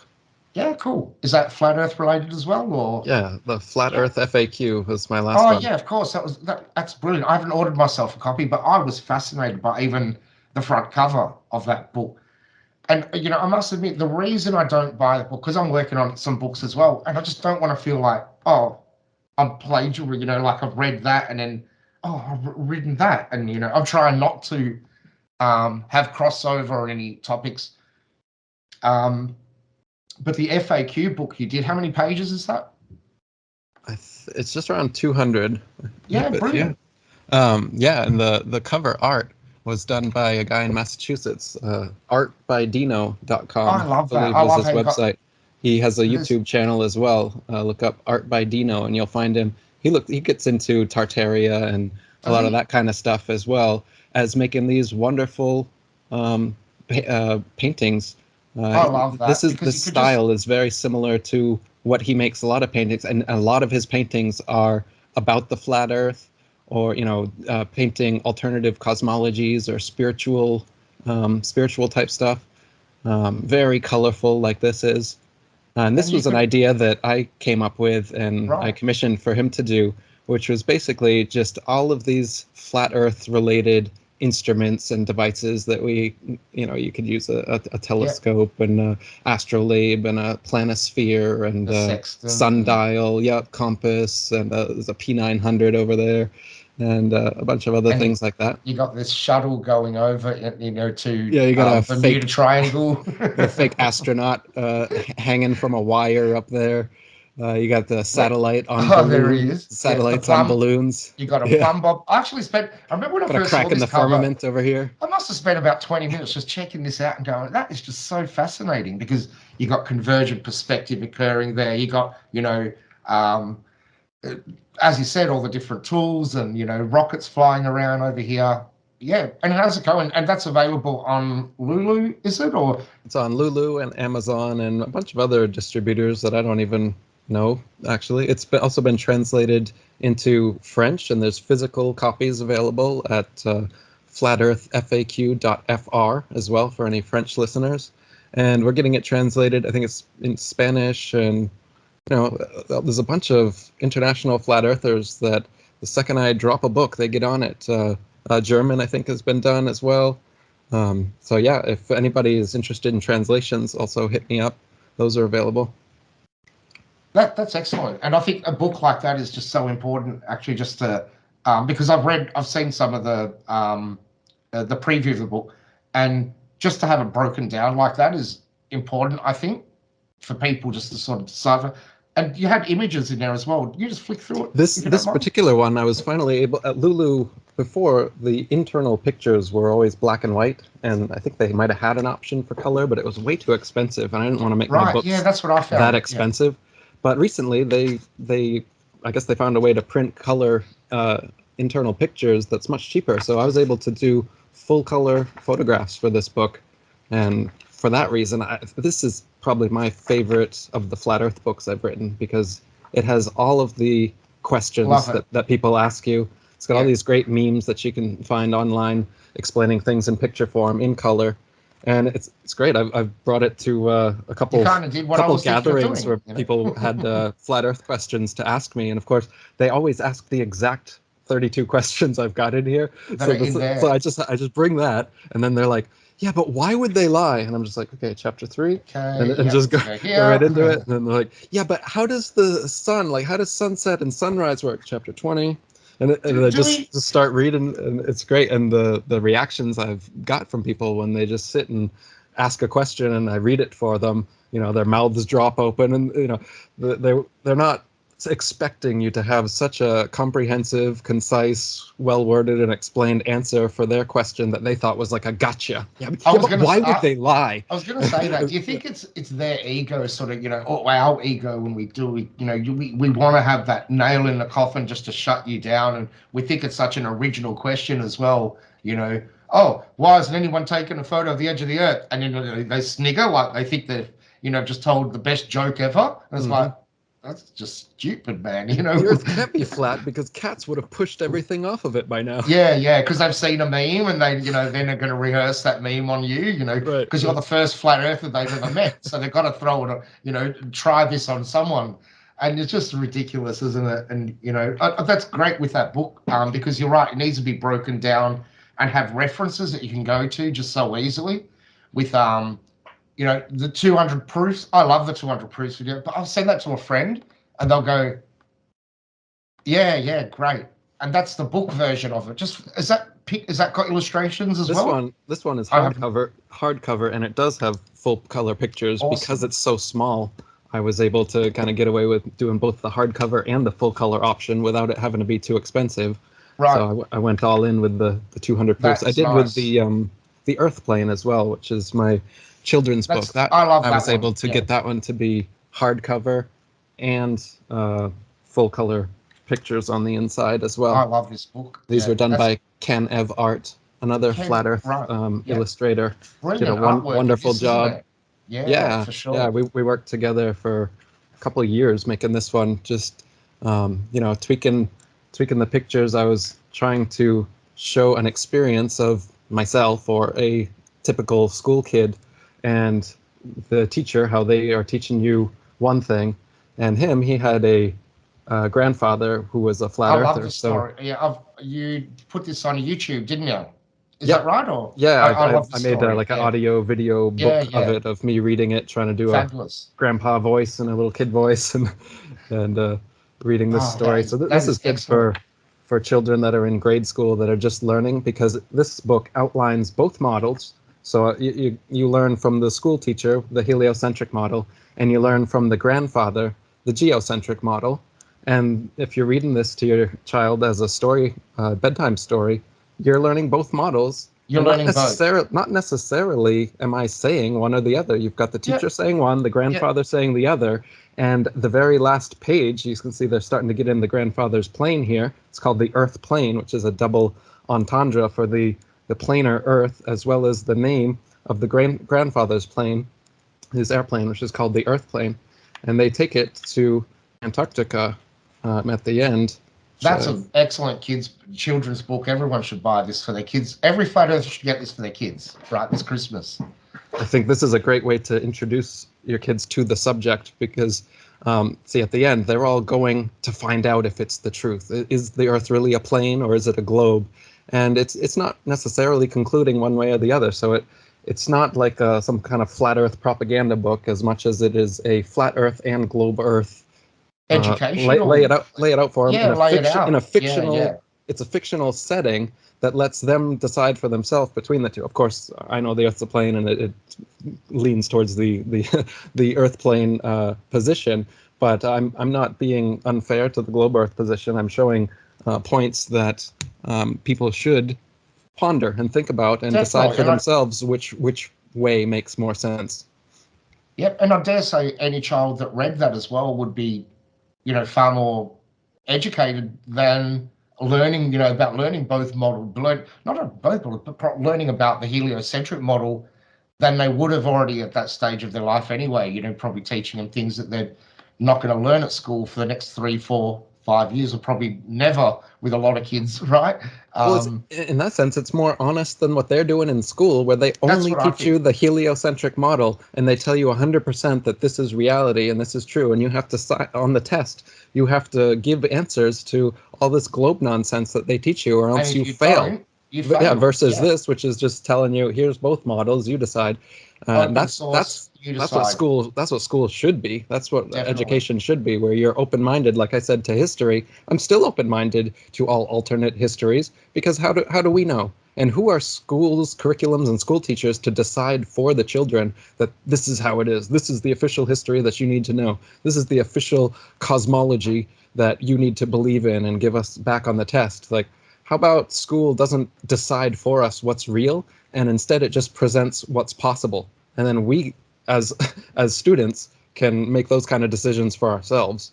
I'd hate to be a teacher these days, especially with the rise of flat Earth occurring, because they're going to get bombarded in coming years because of books like that as well, right? They're Hmm. going to get bombarded with questions like, "Hey, miss, how high do I have to go to see the curve? Oh, you can see it from an aeroplane. Oh, but look, even Neil deGrasse Tyson says you need to go. You would have seen it at 120,000 feet. Like, how do people? Where's this? uh, How do people reconciling this information now, right? Because after many, many years, they still go, "Oh no, I've seen it from an aircraft. Oh yeah, I've seen the curve." And then you go, "Hang on, look at this footage." And Did you know that even Neil says that you wouldn't have said, "Oh, who's Neil?" That's what a lot of people go. They don't, they don't even delved into this topic enough to even know who the chief instigators are, like or the modern day guys like Neil deGrasse Tyson. But oh no, but I've seen the curve. Like what they're saying, you can't see it, and now you can see it. There's just nowhere to go. They've got no room. They've got, and I wonder whether that's why they took the Concorde away, because that was a questionable height to go, hang on, we still can't see it at 60,000 feet. Mm-hmm. And the spin of the Earth is still not factored in to this supersonic, bullet of an aircraft that's flying around. Right. But at the time, it was like, even at that height, the curve is elusive. I was going to ask, I can see your book there. Can you show us that one? So you came up, once you figured out flat Earth was a reality, and you did a bit of activism in the same way and came up with this, the elusive curve. And this is kind of like maybe the adult version of the Earth plane. I was going to say that as you're flicking through that. I'd say it would be the adult version of that book. And it even starts a bit feisty as well, where, what do you mean the Earth is flat? Have you lost your friggin'... I had a bit feisty. I had a F word in there. But I changed it, sort of like smoothing down a bit. Because people were handing it to their children and going, oh, what? I didn't want swearing in this, I didn't intend it to be for children, as you just said. It's more of an adult version, but it covers all the topics from both angles as well. I liked what you just said before, how you would try and teach both the heliocentric and the geocentric models, right? And that's the most important thing. That's what you're doing with your book there, because it's a fictional book that most of it is dialogue between a new flat earther and his globe earth friend. So you're getting both perspectives and you're getting the typical back and forth that you can expect from friends when this happens. So as I'm reading The Elusive Curve, I'm feeling like, oh yeah, I've had this exact conversation 100 times. So it's a good feeling like that as well. It feels like, and it's like a constant, isn't it? When you meet a new person, it's like those typical questions, but why would they lie? And it's the brainwashing is so obvious, isn't it? How is it that we all have these questions? I remember when I first got to flat Earth, I did the same. I was quite embarrassed to admit this now, but if the Earth's flat, what's under the Earth? I don't know why I thought that. Like, why? Is it a disc? Was it a coin? And it needs to be an underside? I guess I didn't get it, or maybe it was because of the way it was being portrayed through, like you imagine a flat. Because we think we're flat, we're in a universe of this stars and we think of it as an object. We think of the globe is an object. It's a large object floating in infinite space. So that's the conception of cosmology that we've been living with our whole lives. Now to come up with the flat Earth, so we think of a flat object in space, and that's why people think there's an edge somewhere, because they're just taking the heliocentric cosmology that they're used to and superimposing it with a flat Earth now. So that's why you wonder, and I still would wonder, what is below the flat Earth? All we know is more Earth. As far as we can go, there's deeper and deeper Earth that gets harder and harder. Yeah. And maybe that's how reality is set up. Reality is not an infinite expanse of empty space, but rather perhaps you can call it the basement. Yeah, the basement of the universe is just infinite land, or perhaps there's an enclosure of some point at somewhere we don't know. But as far as we know, we've only dug down about 8 miles with drilling technology and everything, and that's not even through the crust, the globe model that they present you with.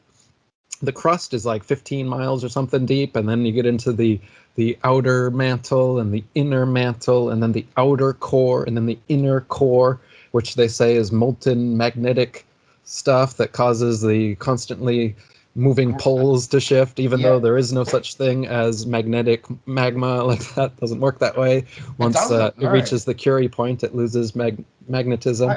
And they've never drilled far enough to determine these layers. But just like with the red shifting and blue shifting random math that they do for distant stars, well, they do similar nonsense math for deep into the Earth, where they say they send little waves in, like seismic shocks, and then based on whatever whatever vibrations they get back, they know exactly the consistency, how deep, and how it changes and when, and that's how they've given that ball Earth model with all these things in it.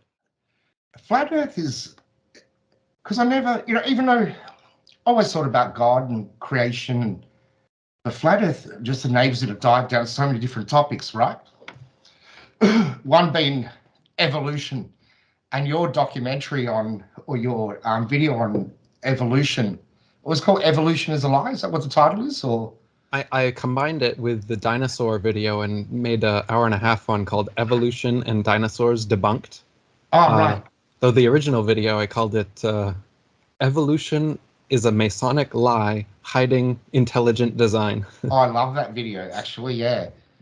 A bit controversial, so I could see why you changed it. But even the dinosaurs debunked, that's just as controversial because people love their dinosaurs, don't they? So you bring up dinosaurs and, the possibility that they're not putting dinosaur fuel into their car, just that notion, right? Like, what? So ridiculous. The idea that there would be enough dinosaurs just hanging around under the earth for us to extract oil from their bones for all of our, all of history. Companies could just magically just pull that out and extract it and deliver it to certain stations and put it into, it's deep, isn't it? But I think the evolution one is the biggest one for people. This could be the reason why they hide, the flaw, the notion that we we are on somewhere that's created by a creator. Yeah, intelligent design, whatever people now want to call it. But we've gone full swing from when I was young. If you said aliens were real, you'd be laughed at. If you said God was real, it'd be normal. Now they've inverted everything, where now if you say God is real, you get laughed at. If you say aliens aren't real, what do you mean? But I think that's sort of... You could say God is an alien right now, and people would be like, that makes sense to me. That's what they do. Is an alien. They've done the entire world is a simulation. Yeah. The Earth is both flat and round at the same time. God is an alien, and... that's what they've done. Men can be women and women can be men. Yeah. And they keep moving the goalposts, don't they? And when I look at the story of their evolutionary story, it's like modeled off a biblical story anyway. In the beginning, there was nothing, and then there was something. Well, that's the same as the Bible sort of thing, isn't it?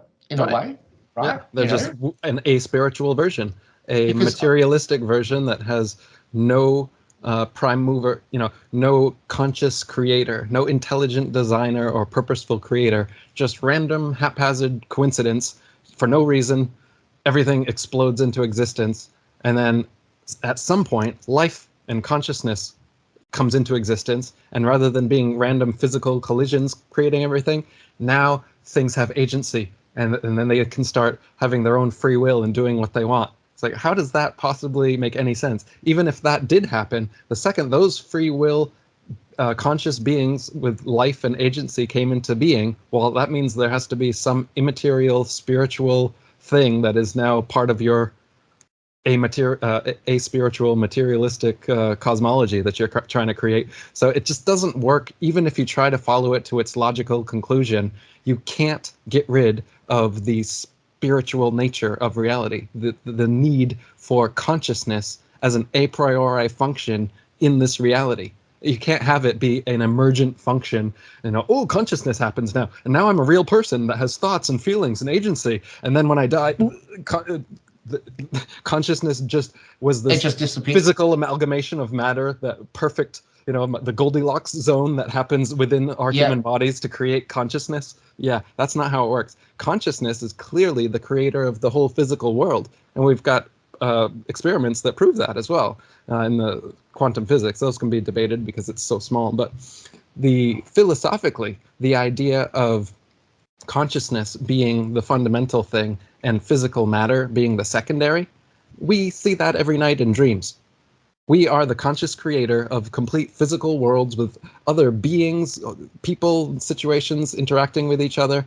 But in reality, the whole physicality of that, they can be taking telescopes in your dreams, and you can be constructing houses, and everything is Driving solid, it, doing whatever. Yeah. whatever you want. But the reality As is, as all if it's in a happened within your solid. I get what you consciousness. mean. Yeah, There is no yeah. physical matter Gotcha. in your dream, and it's the same thing with this reality. I would say we're a character in it, and so we're exploring it with our hammers and our telescopes and binoculars, and we're like, no, this is real. See how real this is? It's physical matter, and you can't penetrate it or whatever. But beyond that, there's a dreamer.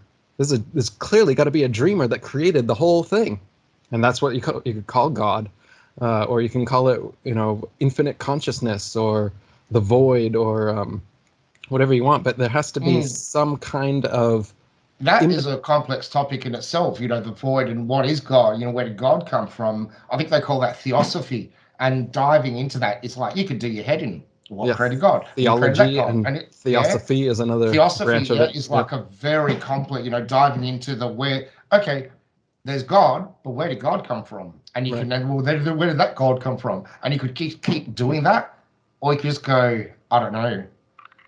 That's what they call the unmoved mover. So the problem in philosophy is, like you're saying, if whether you call that the Big Bang or you call it God, you can always ask the question, but what was before that? And why, or why wasn't there something before that? How could there not be something before the Big Bang? And they'll be like, oh, there was nothing, and then some space-time fluctuation in the vacuum Created the caused everything right to happen. temperature and this blue red shift occurring. And that blue red shift is interesting because they take real things like that blue red shift is the Doppler effect, which you can demonstrate through sound and through waves and a lot of things. But you can't demonstrate that by looking in the sky at a star billions and billions of light years away, and determining how far it is. No, not at all. Especially when they change color all the time. Spend some time looking at stars through a Yeah, telescope, and you'll see that really they don't maintain the same hue of red or blue, and sometimes they true. change between the two constantly. So to act like they all have some consistent color that you could measure to that degree of precision is ridiculous. It's constantly twinkling and changing colors. I recently came across a video, and it was the fastest. I'll see if I can find the title here without losing you. Have I still got you here? Yeah, I Yeah. do. Sorry, but it was something like fastest objects on Earth, and then they go through a cheetah, and they show you how fast a cheetah runs, and then the car, and then the aeroplane, and then a supersonic jet, and then it gets to just these are things that you can demonstrate. Okay, I know the cheetah can do it. These are cool. I can see these on Earth, but then they get to outer space, and this is how fast the International Space Station is going. And then there was this thing that was saying, because we know the International Space Station was what we know. They say it's 17,000 miles an hour. Um, there's an object up there which is a manhole cover, like a manhole cover for a street, right? The steel manhole cover. And they reckon if you look up Operation Plum Bob, in the 1960s, they put a manhole cover over a nuclear detonation they were going to do, and they blew up this thing, and the manhole went flying up into outer space, and it's going 220,000 kilometers per hour, And orbiting the Earth it was from constantly.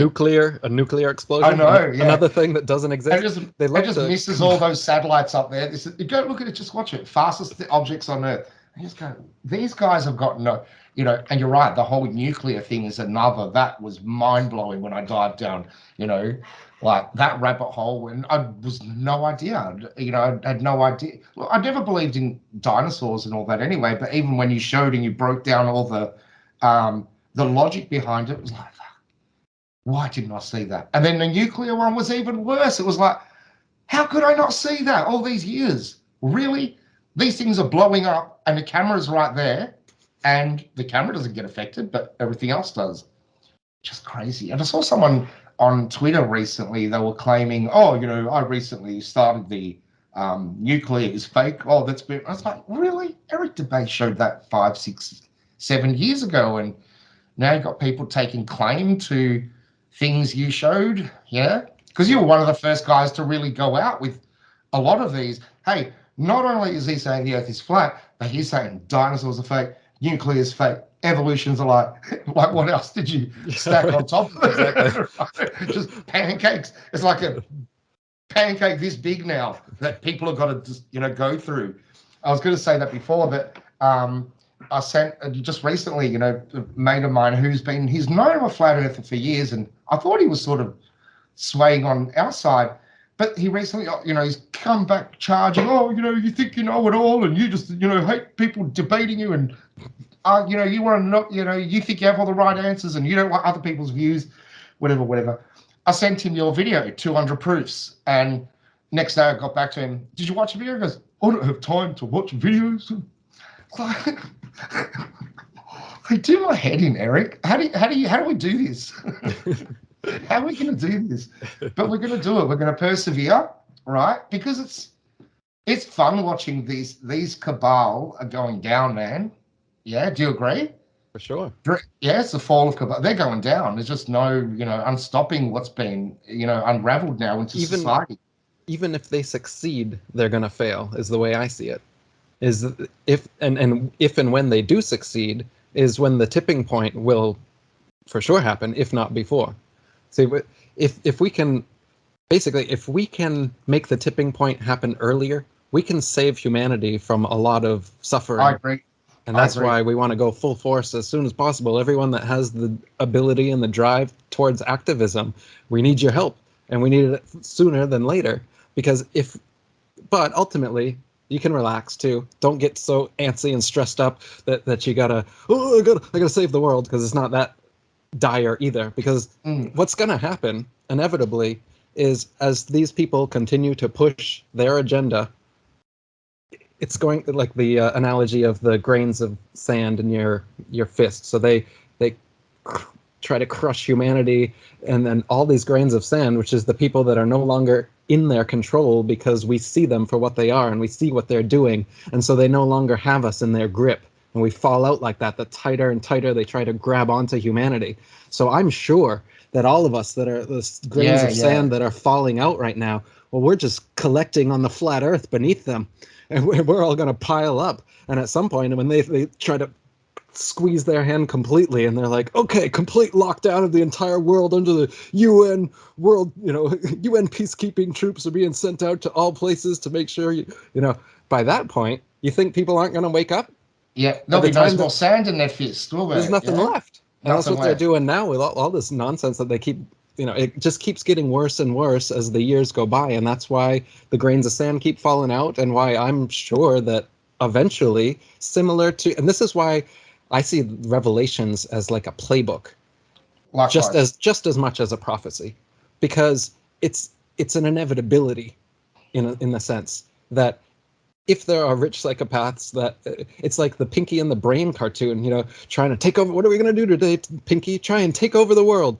It's the oldest dream of all psychopaths in the world, is to be the one world ruler, the king of the world. Every James Bond movie is like that as well, isn't it? It's always this ruler, this, right. I control you. And it's like that is an ancient and deep subconscious desire somewhere in the evilest depths of humanity that almost needs to take place in the physical realm for us to be able to know that we don't want that. It's like we're not sure. It's like some of us deep in us are like, well, but what if I was the world president? What if I was king of the world? Then everything would be awesome. And so maybe this whole system does work. Maybe it's my new world order or something. It's like we all need maybe collectively to make this thing happen so that we can all see it in reality and be like, oh, that really is terrible.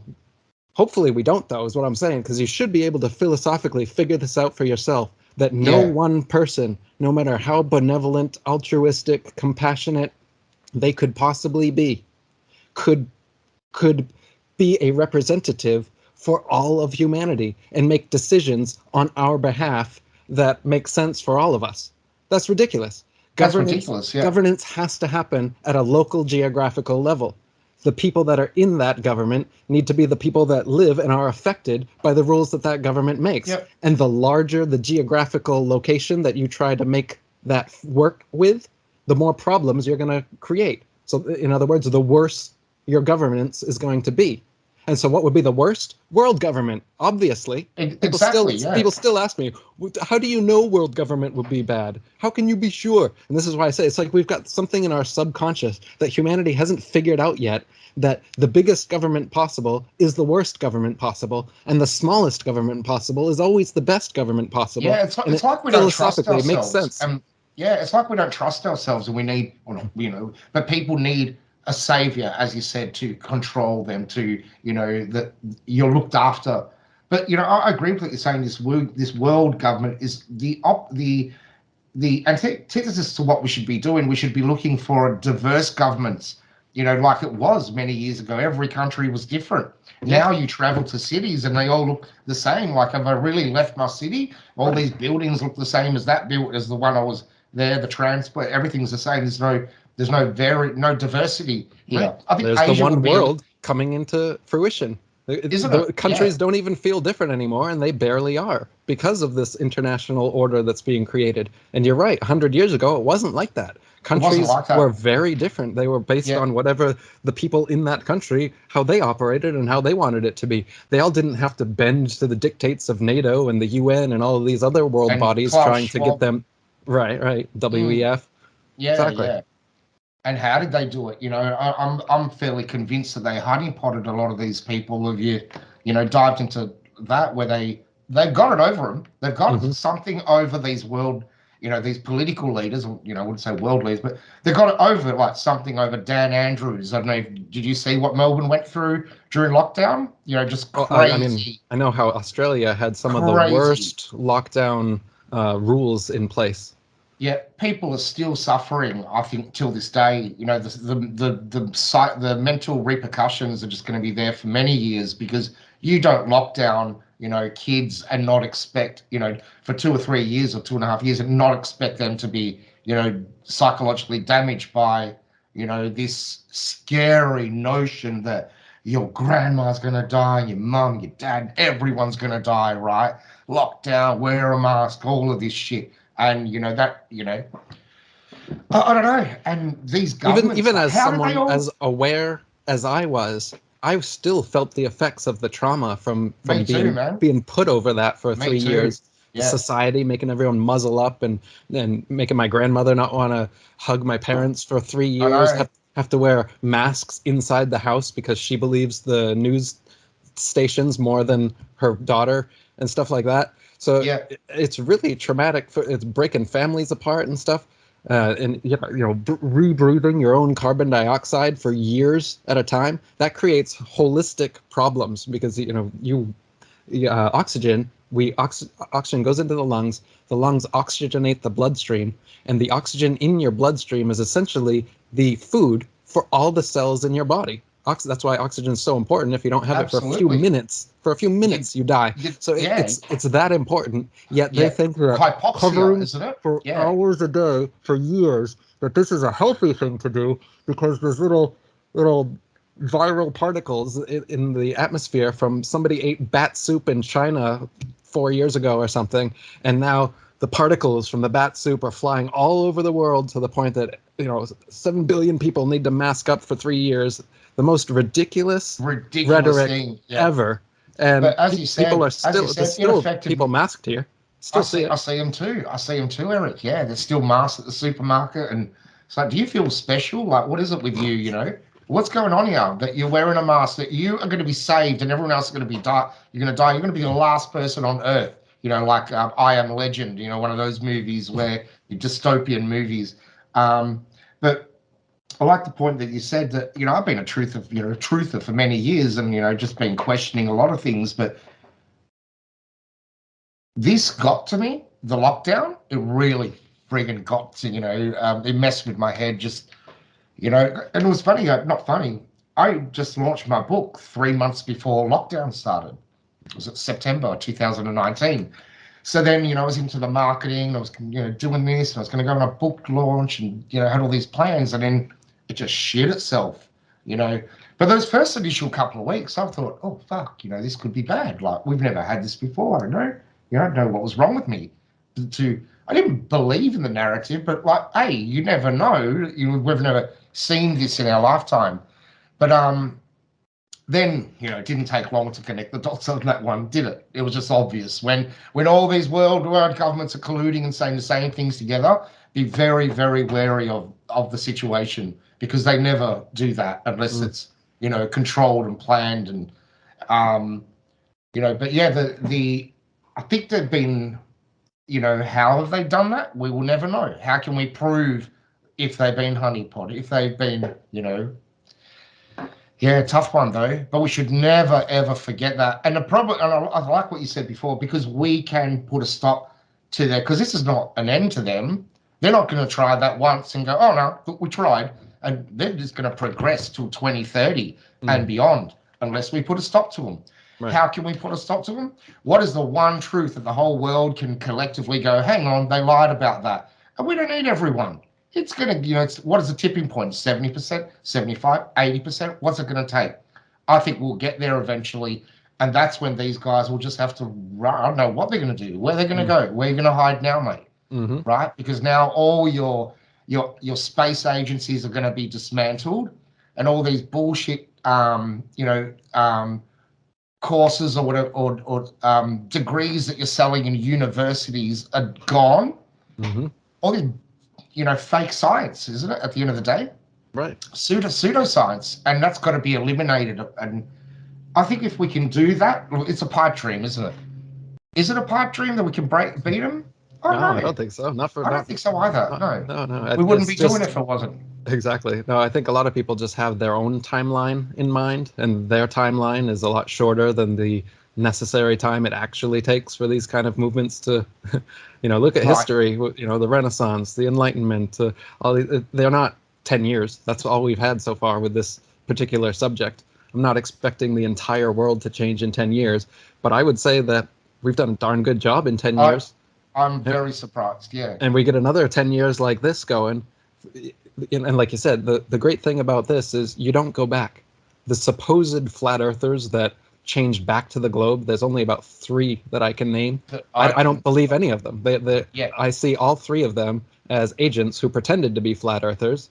Yeah. Well, they probably know the earth is flat, just like most Freemasons know. But then they play the part of the globalist, and that's their propaganda. And then so now at this stage, they need a new level of propaganda, which is, I was in the Eric Dubay cult for 5 months or something, and now for the past 5 years, all I do is make globe Earth videos about how Earth is a globe and flat Earth is a cult, and I was in it. That's what these guys do, but they're not genuine. They weren't genuine from the get-go. Out of that, and they make money out of that, and people have realised what that's they're milking it, and even. Those, I don't even want to mention their names on your show, actually, Eric. Just don't want to give them any credit, but there are a lot of anti-flat earthers who are, making more money out of, a guy like you who's written 8 books and put in hard work and maintaining, I could just imagine the work required to try and promote 8 books as well. Trying to promote 1 book is hard enough, let alone 8, right? But and I've been shut down and banned from every platform imaginable multiple times as well, trying to get this out. And they've got the algorithm working against me, where you can't find any of my video. You can type in the exact title of any of my videos, and you will not get that video. You will get some video debunking that video, or some other thing tangential to it, debunking Eric Dubay, rather than that actual video. So you can't even. I was looking for specifically. Yeah. Imagine if Google, if your, GPS in your car worked like that. Oh, I want this address, but it takes you somewhere else. Like, what? I wanted this address, because that's effectively what they're doing. Especially when the person is typing the title of your video specifically in there. Because at one stage you could type 200 proofs, and that's all you had to do. Yeah, you didn't even have to write first thing, exactly, and there would be multiple copies of it, so you'd see other people's versions of 200 proofs. Now type that in, see what you see. You'll see Neil deGrasse Tyson, Mark Sargent, and all these other people that have nothing to do with 200 proofs or the legitimate flat Earth movement, and they're all just puppets that have been propped up for people who are searching for this subject the first time. So YouTube is clearly in bed with this, and they admit it. We put it in the Level documentary where they had the congressional hearing with the YouTube, and they said specifically they talked about flat Earth.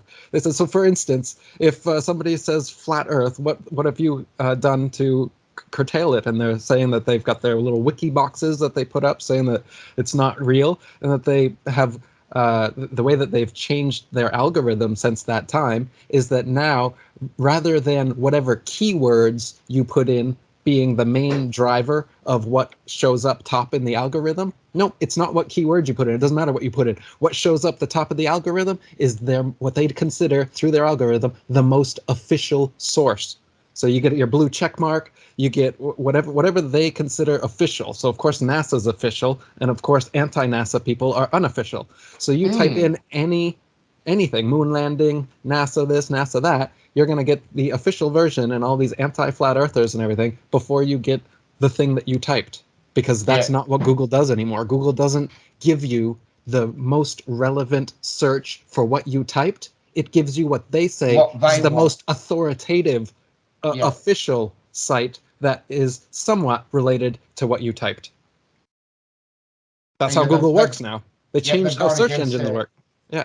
I think that when they started, they had like "do no evil, do no harm" or something like that. I don't even know if I believe the official Google story anyway. Right. Yeah. But now they've just gone beyond. You know, they were a good search engine, and they're gonna. And you used to get thousands of results. Have you tried that one? You can only go to like 10 pages in now.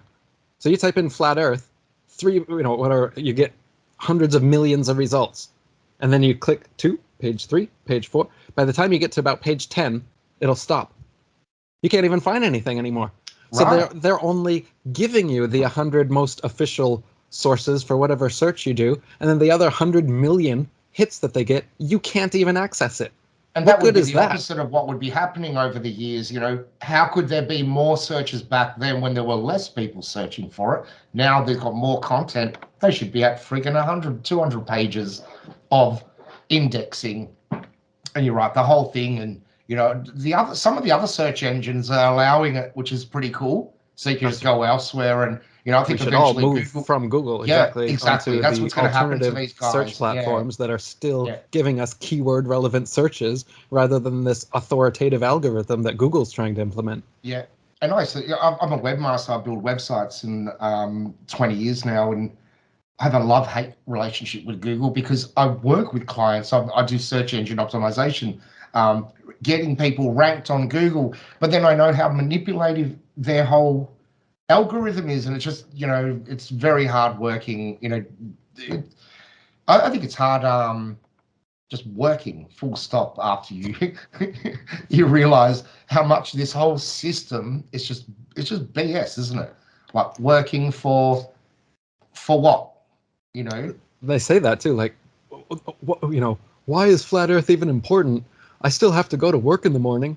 I get that one all the time. The time. So people won't even look into conspiracy subjects because they're so tired from their day job.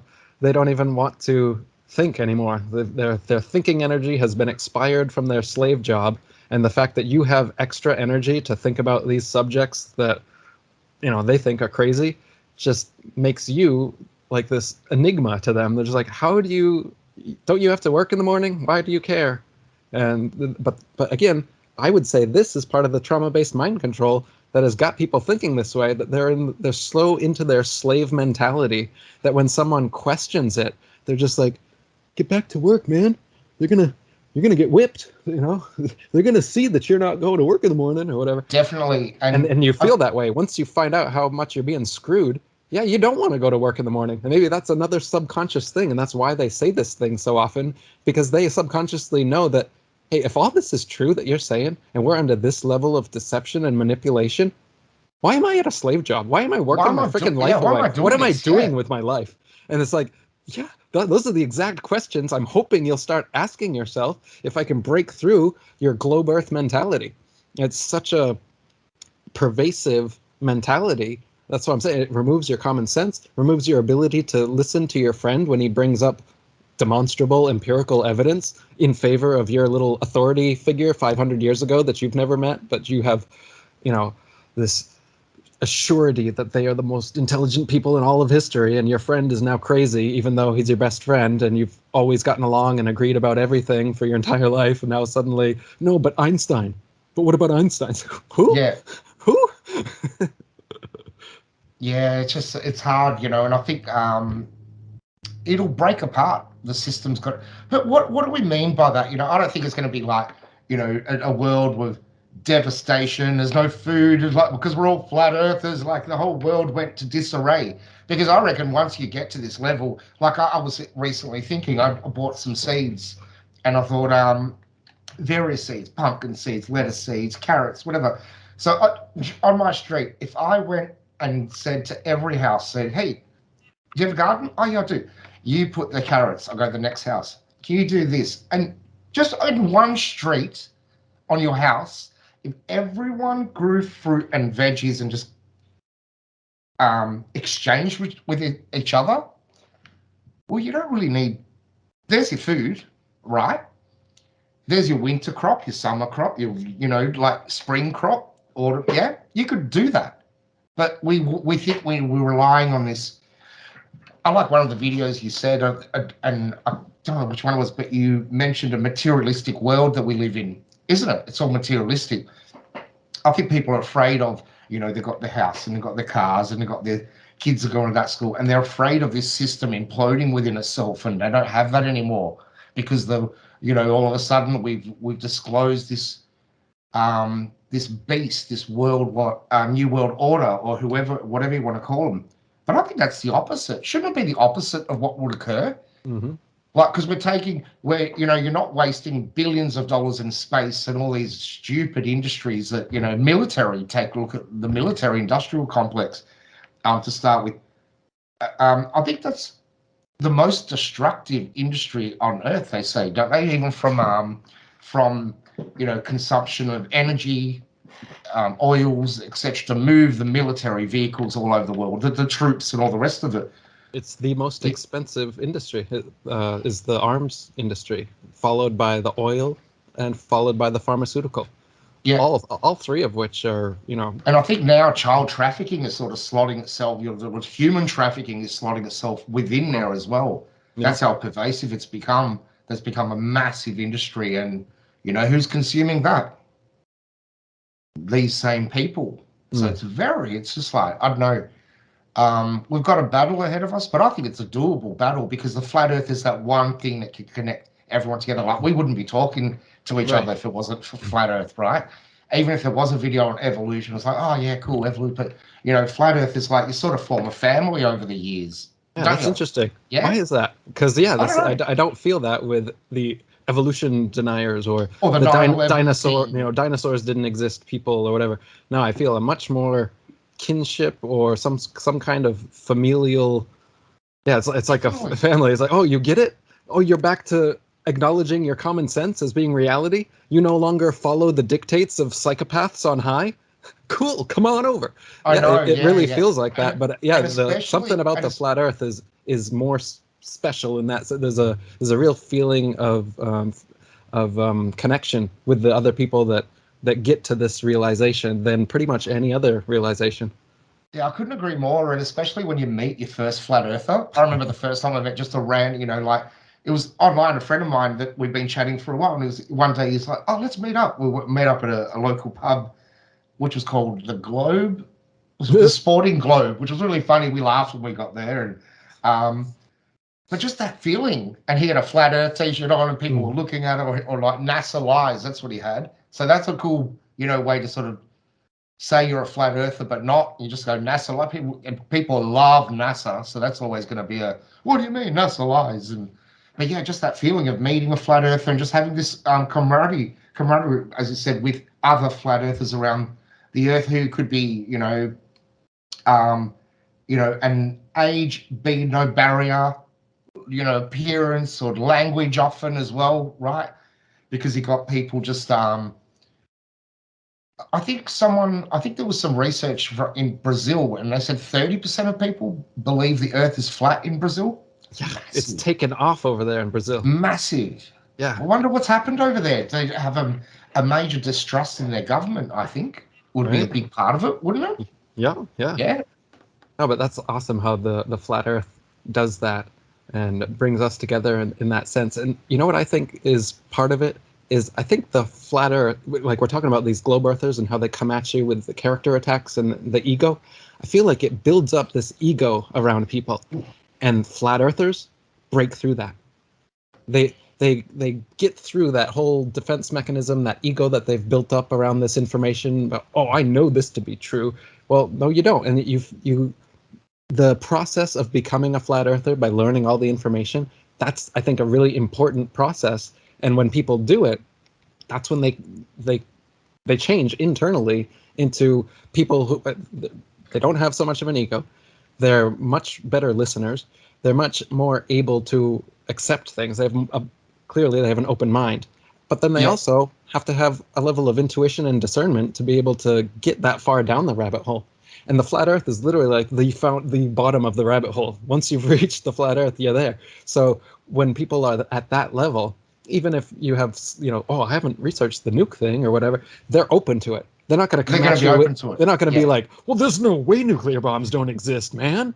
It's like they just went through the globe thing. They're not going to the biggest one. The biggest one already. So they're not going to have that same ego for everything else. So it blows your mind open, but it doesn't, doesn't take away your intuition or discernment. Because there's that line. People are like, well, don't open your mind too much. And that is true. There's people are so open-minded, and it's like they have no discernment. And so any idea they hear is like, oh, so that's true now, and that's annoying. That's annoying to me as well. But that's why I look at these. You have to have both of these things. You have to have a mind that's open enough to be able to take in any new information without any bias. Then you have to have enough discernment to be able to look at all that new information and weigh it against against reality, basically, and see how it goes. And then you don't have to instantly make a decision. That's another thing the flat earthers are able to do. Okay, well, we had to hold that in our mind for days, weeks, months, maybe years even, both models, and not decide. Most people hate that. That's why whatever the closest religion is. Oh, I'm an American, so I'm a Christian. Oh, I live in Iran, so I'm a Muslim. Oh, I live in Thailand, so I'm a Buddhist. They don't even think about it. They just take the closest holy book to them, and they're like, I believe this now. And it's the same thing that people do with mainstream information, cosmology, and everything. But if you do this, it's like you got an opportunity to be a detective for years, maybe, or for a month. You got the experience of what it's like to have to piece together disparate pieces of evidence and try and find out who done it and try and figure out, all the ins and outs of it. That is true education. That's what we should be doing in school. And wasn't they should present us. Well, imagine if they presented you the globe and the flat earth in school, and they gave you the whole course for a year to argue, figure it out, read both, and you wouldn't even have to come up with an answer. Exactly. There would probably be split. Probably still wouldn't come up with a conclusion. Some people would be fervently flat earth, some would be fervently globe earth, some would flip throughout the course of the semester because they would realize the veracity of the flat earth arguments. About that. Yeah. And this is why I liked philosophy in college, and it was the only class that I felt was worth me taking, because this is the structure that all classes were. You would read a book, then you'd read a philosopher that said basically the opposite. Then you go into class and you argue with each other, you debate back and forth amongst those ideas as well as your ideas that you thought of while you were reading them. And that whole process is education. That whole thing is creating true education. Exactly. Not the robotic version of, okay, read this. Okay, what did he say? A, B, C, A. Oh, 100%. You're the smartest kid in the class now. Yeah. From that? Well, yeah, it's a process. Education isn't a rote memorization and regurgitation thing. That's what robots do. That's not education. Education is this exploration, this detective work, this investigation I'm talking about. Yeah. And when you do that as an adult outside of school with a subject like the flat earth, it's like a new education. You basically are going back to school for this new subject. And like you said, that was just 7 years after I figured out Santa Claus wasn't real. Yeah, most people, their education ends at 18 years old, and then they live for another 80 years or something. And they never question. If you're not actively especially in the internet age, if you're not actively the arbiter of your own adult education for the rest of your life, you're falling behind. You think that the 12 years of the public school curriculum is enough education for a lifetime? Most of it's lies anyway. And they didn't even teach you how to think. They just taught you what to think, and it was wrong. And you couldn't question it as well, could you? You couldn't question it whatsoever. If you did, you failed, as you said before. Right. I don't believe in that. ABC or other. No, I don't. They don't even give you the other option. Yeah. Do you believe this, that, or other? No, I don't believe any of those. You have to Yeah. like default to this loop that you sit there going, well, what am I going to choose here if I don't choose, the stupidest question? Because they'd always put that stupid one there, wouldn't they? Right. But imagine the education system. Yeah, you're right, which is a process of zetetic inquiry rather than you've just been told, read this book, this is the truth now. Did you actually, did we actually ever go? Because they took us to the zoo for excursion, and we go to where else do we go? Wherever, I've forgotten now. But do you think they'd take us to the beach to measure the curve of the earth? The elusive curve? It should be so simple. Every student would be like, where are we going today? Oh, we're going to go do an experiment to measure the curve of the earth, the sphericity. No one does it. Never. This should be one of the first things. Let's do the Eratosthenes experiment.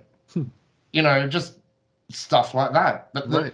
They've dumbed down society and even the education system to the point where people are so lazy. They don't want to, let's not question those 500-year-old guys with big beards and the weird looking eyes, and really weird. Like some of these people, I don't even know if they're real. Do you think they're all real, or these characters they've developed? No, I think some of them are fake for sure. Yeah. I think some of them are fake as Even well. like Copernicus, the one who came out with the whole model, his book wasn't published until he died. So how do we, and of course 500 years ago, so how do we even know he was a real person? But if he was, his book wasn't published until he died. So how do we know it was his book? So how do we know it? That's very true. Yeah. So someone publishes my book after, how do you know they didn't manipulate it? It should be published. Yeah. And Copernicus, strangely enough, the anagram of Copernicus is open circus. Well, I don't know what, and it is a freaking open circus right now. Once you start saying that the world spins and, doing all these crazy motions that have never been proven. That was one of the, if they had, you'd wonder how people fell for it back then. Or do you think that's another story as well, that most people really didn't believe in the ball, this sphere that has been, we're told that, all the Greeks knew it for 2,500 years, and everyone believed it's a ball all this time, which is you must admit, but a big rebuttal that the globe Earth has come back with, don't they? We've known about it for 2,500 years. Oh, you're stupid. But I don't believe that was the case. The more I research, the more I go, and there's a lot of studies that show, even news reports from the early 1900s, where flat Earth was a hot topic, even way back then. But we were told it was settled. It absolutely wasn't. And like you said, I don't think so 2,500 years ago, just a few ancient Greek philosophers presented a couple supposed proofs that they had for potentially why Earth might be a globe. Even them, they didn't say for sure. They came up with thought experiments that they thought showed that it was a globe. But then that didn't catch on at all. That was not a school of thought that caught on at all for 2,000 years until you get Copernicus coming along with his book. And then people weren't buying that, which is why you had to have Galileo come along, Newton come along, Galileo as well, but Newton come along with gravity to explain how things wouldn't fall off of their spinning sphere pair. And even then, of course, as you know, the story goes, it wasn't well received. And so from what I can piece together, the next 300 years is how long it took to brainwash humanity into believing this, until you get to the mid-1800s when Rowbotham and Carpenter came along. And then you get newspaper articles and other things that give you a view of what it was like back then. And it was pretty similar to now. So by mid-1860s, the world thinks it's a globe pretty much. And when a flat earther comes out doing a lecture circuit and presenting his findings from what he was doing on the Bedford Level experiments, it made a wave across the UK and all the way over to America. And people like Carpenter and others here picked up the the flag in America and did the same Oh, thing. so Carpenter was from America, was he? I Right. believe Carpenter Yep. was, and Right. there's some others. I can't think of all their names off the top of my head, but there was the biggest group was there in England under Lady Blunt. She created the Universal Yep. Zetetic Society, which turned into the International Flat Earth Research Society, which Right. I restarted. And so when you look at the newspaper articles, they were fighting against the main, you know, they were seen as the crazy flat earthers. Everybody knows it's a globe. It was the same kind of rhetoric you hear now. But they made waves for the next several decades to the point that, like you were saying, at the turn of the century, this was a hot topic of debate. And it wasn't until Einstein that it really started the downturn. So when Einstein came out with the whole off, yeah, relativity, well, before that they'd had the Michelson-Morley experiments. exactly. So they're proven ether, flat Earth, flat Earth, No and ether. movement, all this stuff is coming out. Yeah. But then what do you get? You get Einstein, and they promote him as the smartest person in history. Again, like we said, they're purveyors of the bullshit. They have to tell you that this is the smartest guy ever. And so, okay, and so what's his smart thing that he thought of? Relativity. What's that? Well, what this is we can't know whether we're moving or not. We can't tell. So either, we're spinning around the sun or the sun's spinning around us, but in reality, everything's spinning around everything, and we're in an infinite space where everything just spins around everything and nothing is stationary. Therefore, we can't know whether Earth is stationary and the sun's stationary and Earth moves, or everything's moving. Everything's relative. And so with that one philosophical swoop, all the demonstrable empirical evidence that we have showing that Earth is motionless just goes out the window, because Einstein said, no, it seems motionless, sure, but we could be doing it. But even though there were some very large proponents to Einstein at the time as well, there's a book, 100 Scientists Against Einstein. They all thought his theories were fanatical and just fantasy. You can't prove it. Prove what you do. It's just a mind game. Because he basically you're saying he didn't do any science. He just came up with a little philosophy.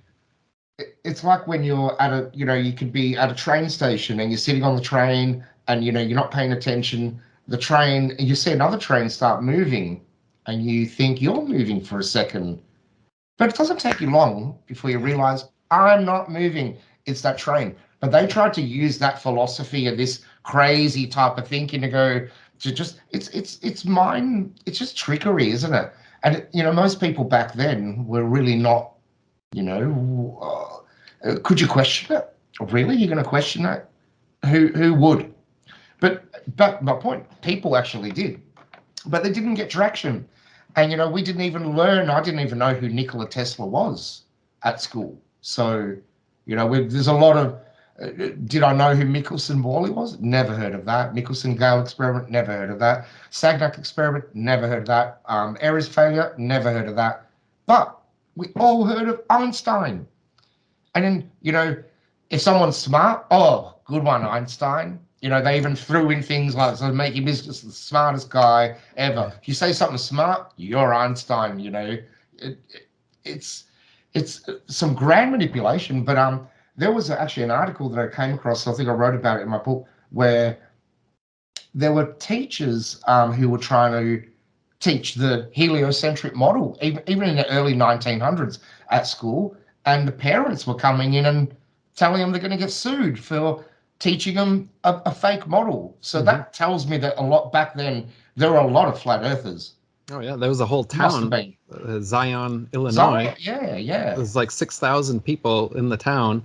The main guy of the town there, he had a radio show that made it all the way to Australia, actually. Right, really? and Charles Johnson's wife was an Australian as well. The old president of the International Flat Earth Research Society. Really? Wow. Yeah, and it's stuck in her craw that they would call it the land down under. And so they would always put out in the Flat Earth news that Australians are not down under a spinning ball. We are all on a level plane. That was funny. I must admit, that whole down under thing, that is funny, actually, especially. And what's interesting is a town with 6,000 flat earthers. I would live there. That'd be awesome. It'd be, fun times. But when I finally realized it's just stupid, man. I can't believe I believed I lived a ball all these years. So when the penny dropped, it's like, I was embarrassed. It's embarrassing. I'm not only spinning around, going like it's like a friggin' one of those rides at the carnival. Yeah. It's just insane to think Australians are living upside down.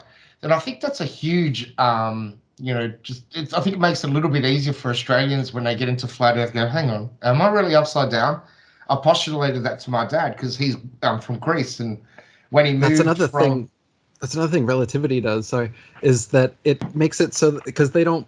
If you say that they're upside down in Australia, what your average glober will say, no, they're not. there's Nobody's no up and upside down. down. There is Yeah. no up and down. So again, another philosophical mind game where they've made it so that you no longer believe up exists and down exists, and you're like, no, because space, it's infinite in all directions. Therefore, up and down is relative. There's Einstein's word again. This is what it was. Relativity killed demonstrable empirical facts because now suddenly, no, it's relative. You can just philosophically swipe it off the table like it's not important that you can prove things. It's like, no, you can't prove it because I said so.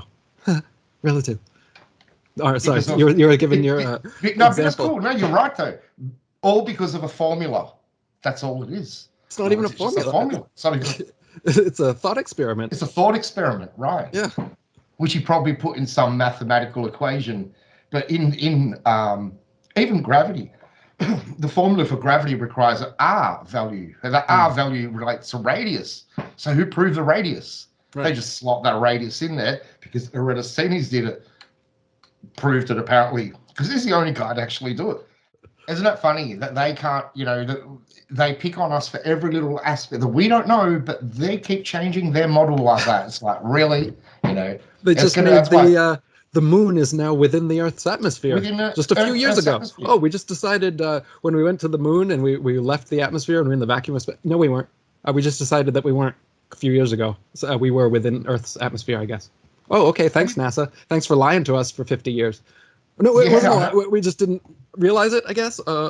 We didn't realize it until the flat earthers came out and started saying all this stuff about the magically velcroed atmosphere that I was talking about, where they don't have.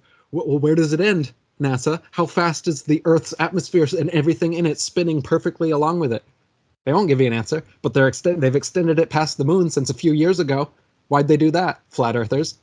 They're just it's damage control explanations in reverse.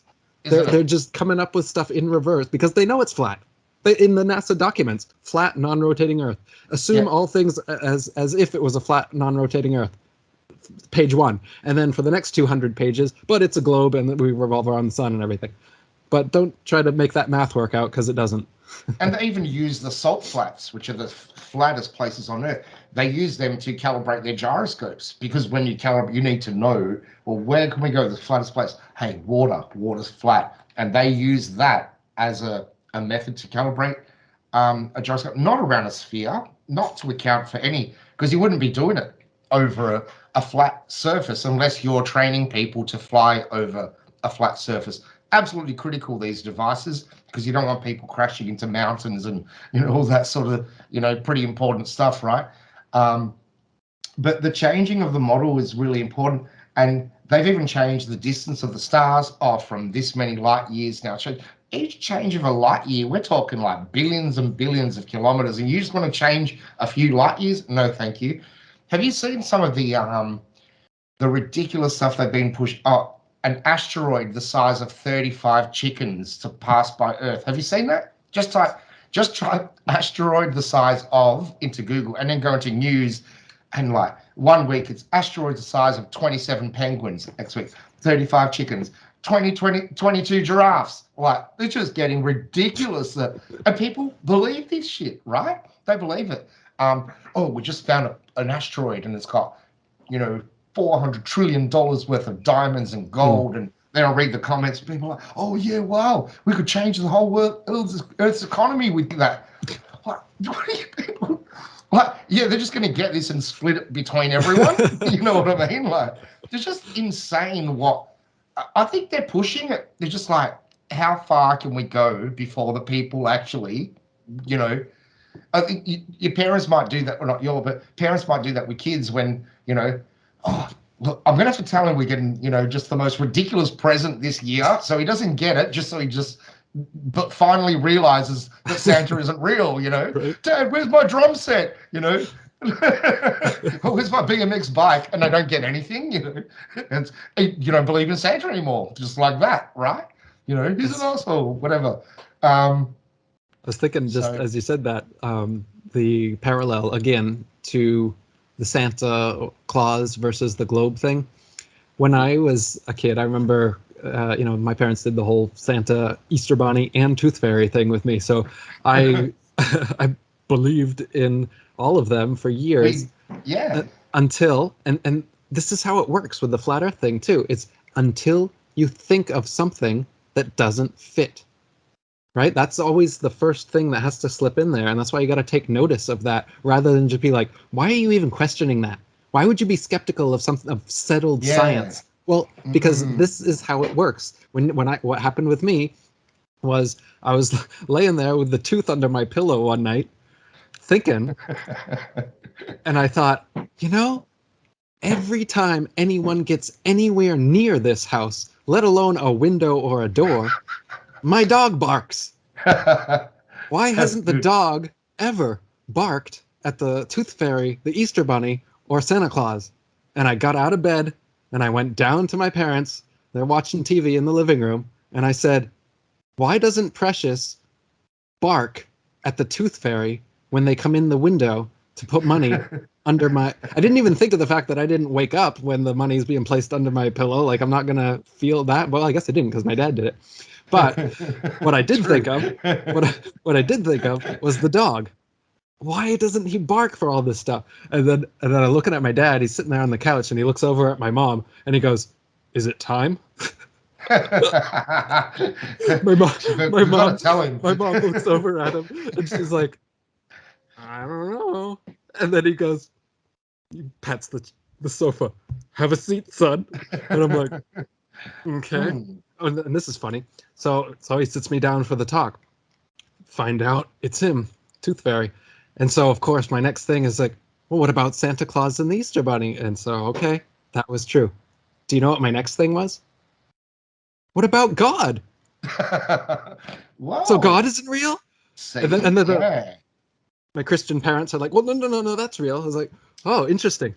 And I would say God is a bit different. I like that. I like this. But it's similar in the sense that, it's this supposed being that sees all and is there and watches over you, just like these mythological Santa and Tooth Fairies or whatever. But to my young mind, as I just destroy those three, there is no Santa Claus. There's I'm no on a roll. All these things you're telling me. What about that God thing you're telling me? The Jesus thing. Where's he? And then they're like, whoa, stop. You've gone too far. And it's like, oh, you can't do that to me. I'm on a roll here. But I've always questioned that as well. And then with the God thing, I would say that, I don't usually use the word God because I think that word conceptualizes what that thing is into a, similar to like the Christian version, where it's like, in our own image, we'll make him in our own image. It's this idea that God is a human, basically, like Santa Claus or the Tooth Fairy. You conjure images of some kind of supernatural human.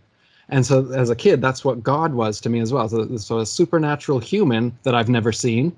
There's the fourth one, God. So that one obviously doesn't exist too, right? Like, no, that one does exist. Now, I would say God, that concept definitely has more ontological reality than the other three. Than the other three, yeah. But even calling it that, and it's ineffable. Whatever created all of us, the prime mover, the purposeful creator, the intelligent designer, these kind of words, I think, are about the most specific you can get. When you start saying God and I think so as well. You start attributing characteristics and attributes to this guy, or you give him a name, even Yahweh, Jehovah, whatever. He's got names now, or he's got a sex. He's a male. Oh, he's a male now. All these things. It's like you have conceptualized yourself again into a box that my young mind was already prying holes in, just like the Santa Claus things. Well, you've this doesn't make sense to me now because it sounds like one of these mythological characters. But say the ancient or Eastern version of God isn't like that. It was more of a principle, like an internal principle that works within everything. It causes the flowers to bloom Definitely. from within. Yeah. It's this kind of thing. So when I think of God, which I will use the term sometimes because it's the most oft used term for this thing, I think of it more as an internal spiritual principle or a all-pervasive consciousness versus one individual thing that you could point to, and it's more like the field of consciousness. I agree. I like that because even in the use in the English Bible, it says in the beginning was the Word, and the Word was with God. But in the Greek Bible, it says in the beginning was the Logos, and the Logos was with God. And that word Logos, you could, was so easily translated. They went Logos or Word. It's a word. Because if you were to put the original meaning of Logos in the start of the Bible, it would take up a whole chapter on its own. But Logos means order, and I can't even do it. It's a 5-page definition. But really quickly, order, reason, logic, love, emotion. It's like everything. Because one without the other just won't work. You got to have it all together. The whole Logos had to be constructed to be just like the cells. It's like irreducible complexity, I guess you could call it. Yeah, where one without the other won't work. So, and I guess the same with that. It's a complex topic. There's a really good book though. There's an audio. I did an audio book, Conversations with God. Have you ever heard? Have you listened Neil to that? Donald Walsh? Yeah, amazing. Because whether you, and I've had people, oh, you can't believe in that. That's antichrist or what? No, I didn't hear anything antichrist in that book. He just made me think differently. He made me question: can God be everything? He can. Can he be a butterfly? Can he be a bee? Yeah, he would. I would. If I was God, I'd want to come down and experience a butterfly and a bee and a you and a me and everything.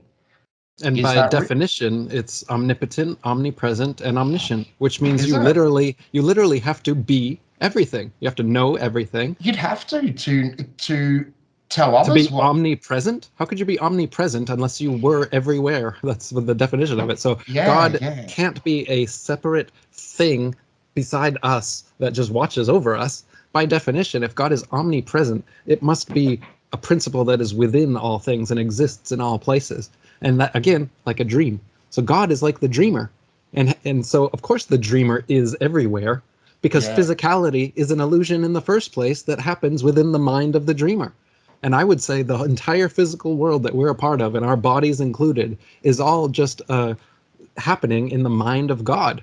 And it all just seems so Is it real because we're is it just characters a in the dream? I think dream. there was who was that? There's a song and they start like that. Is this just a dream? The Row, whole row, freaking row your boat yeah. gently down the stream. Merrily, Life merrily, is just a merrily, dream. merrily, life is but a dream. That's true. And I love that because you could almost look at the stars and go, twinkle, twinkle, little star, and that's how I look at them now. We Right. won't know what they are. They're amazing. They're just, are they beings? Are they, points of light in the sky so we can navigate? Or are they more than that? We don't really know. Yeah. But, and these fairy tales and all this shit, my wife was watching Santa Claus 3 the other day. It just made me think, like, all around this North Pole, and they made the North Pole this fantastical region with Santa Claus, and uh, to keep us away from who's been to the North Pole. I don't know anyone that's been to the North Pole. We should have thousands of people that have done it physically. I'm taking a photo, a selfie from the North Pole. Yeah, can't be done. What's there? I don't even know. What are your speculations? Do you think it's a Oh, what do yeah. you think? I think at the very least, I think they are hiding something.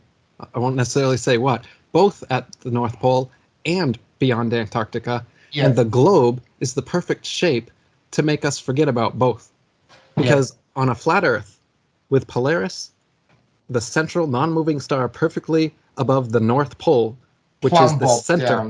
It's Yeah, the center of the flat Earth. That is now the most important place on the Earth. And then the Antarctica is the outer rim, the southern rim. And so, of course, you would want to explore to see how far south can you go. Is it truly a rim, or is it infinite, or whatever? How far does it go? Is it domed? Is it, you know?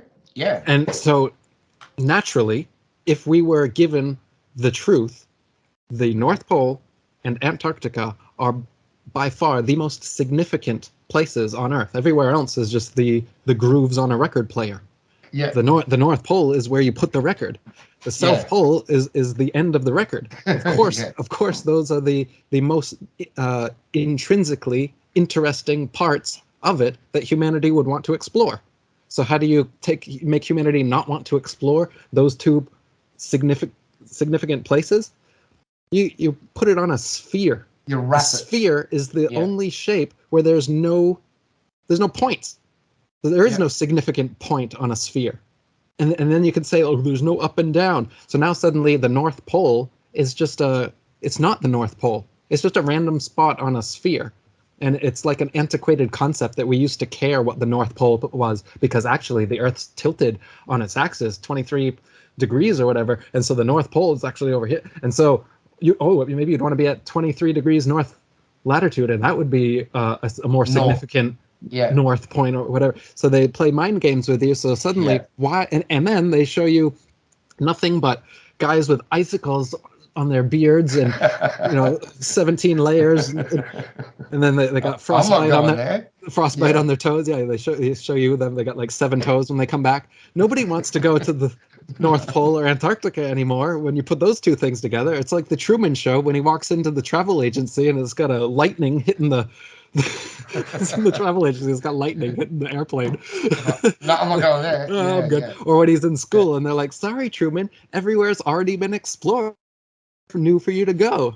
And so his wanderlust, his spirit for adventure is crushed from childhood. And that's exactly what NASA does with this shape that they've balled the flat Earth up into a sphere so that all places are equally significant or insignificant. So you no longer have an inkling of where to go to get out of here.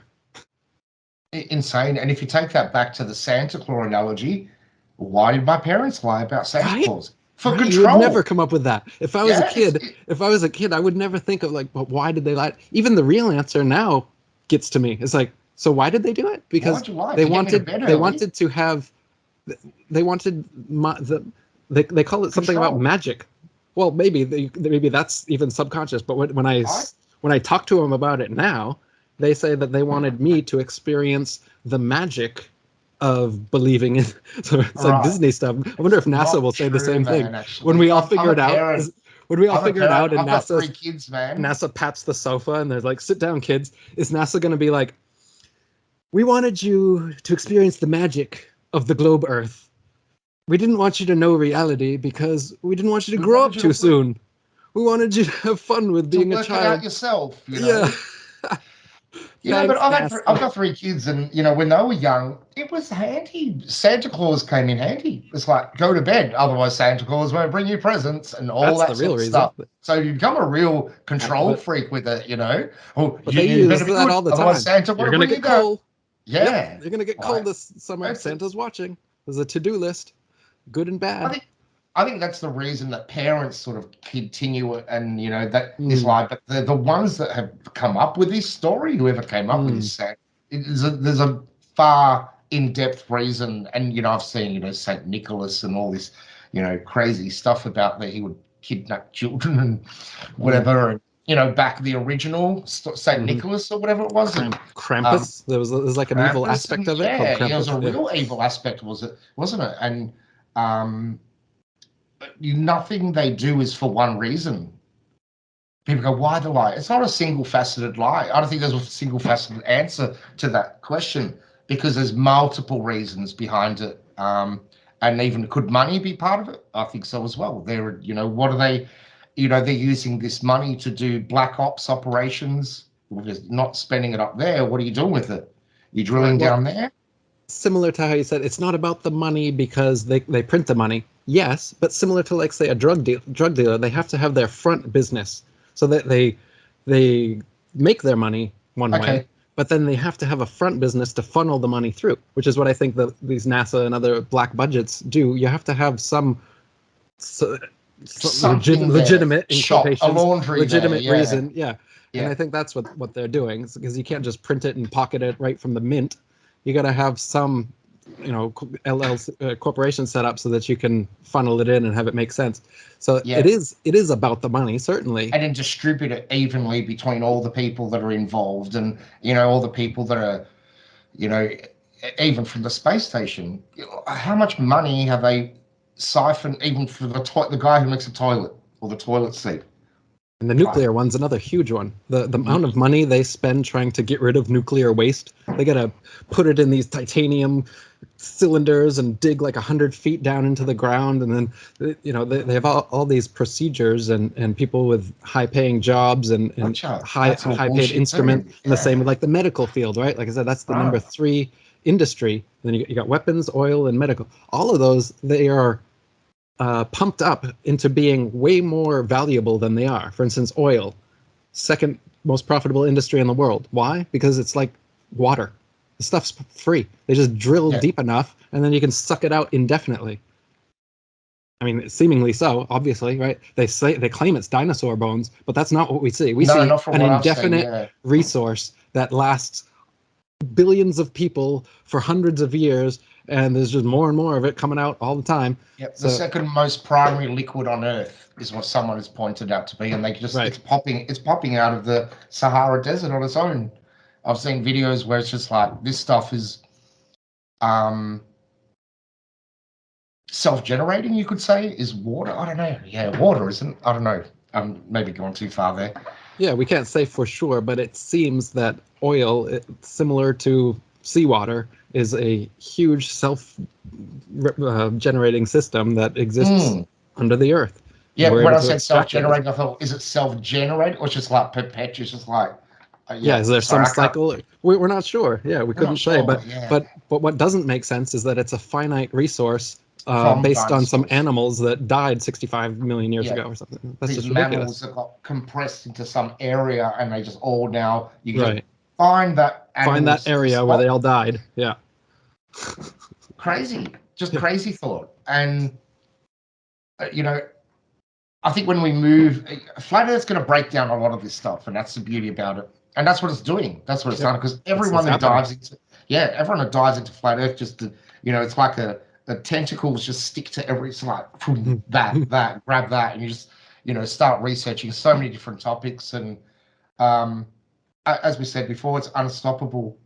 Yeah, absolutely unstoppable.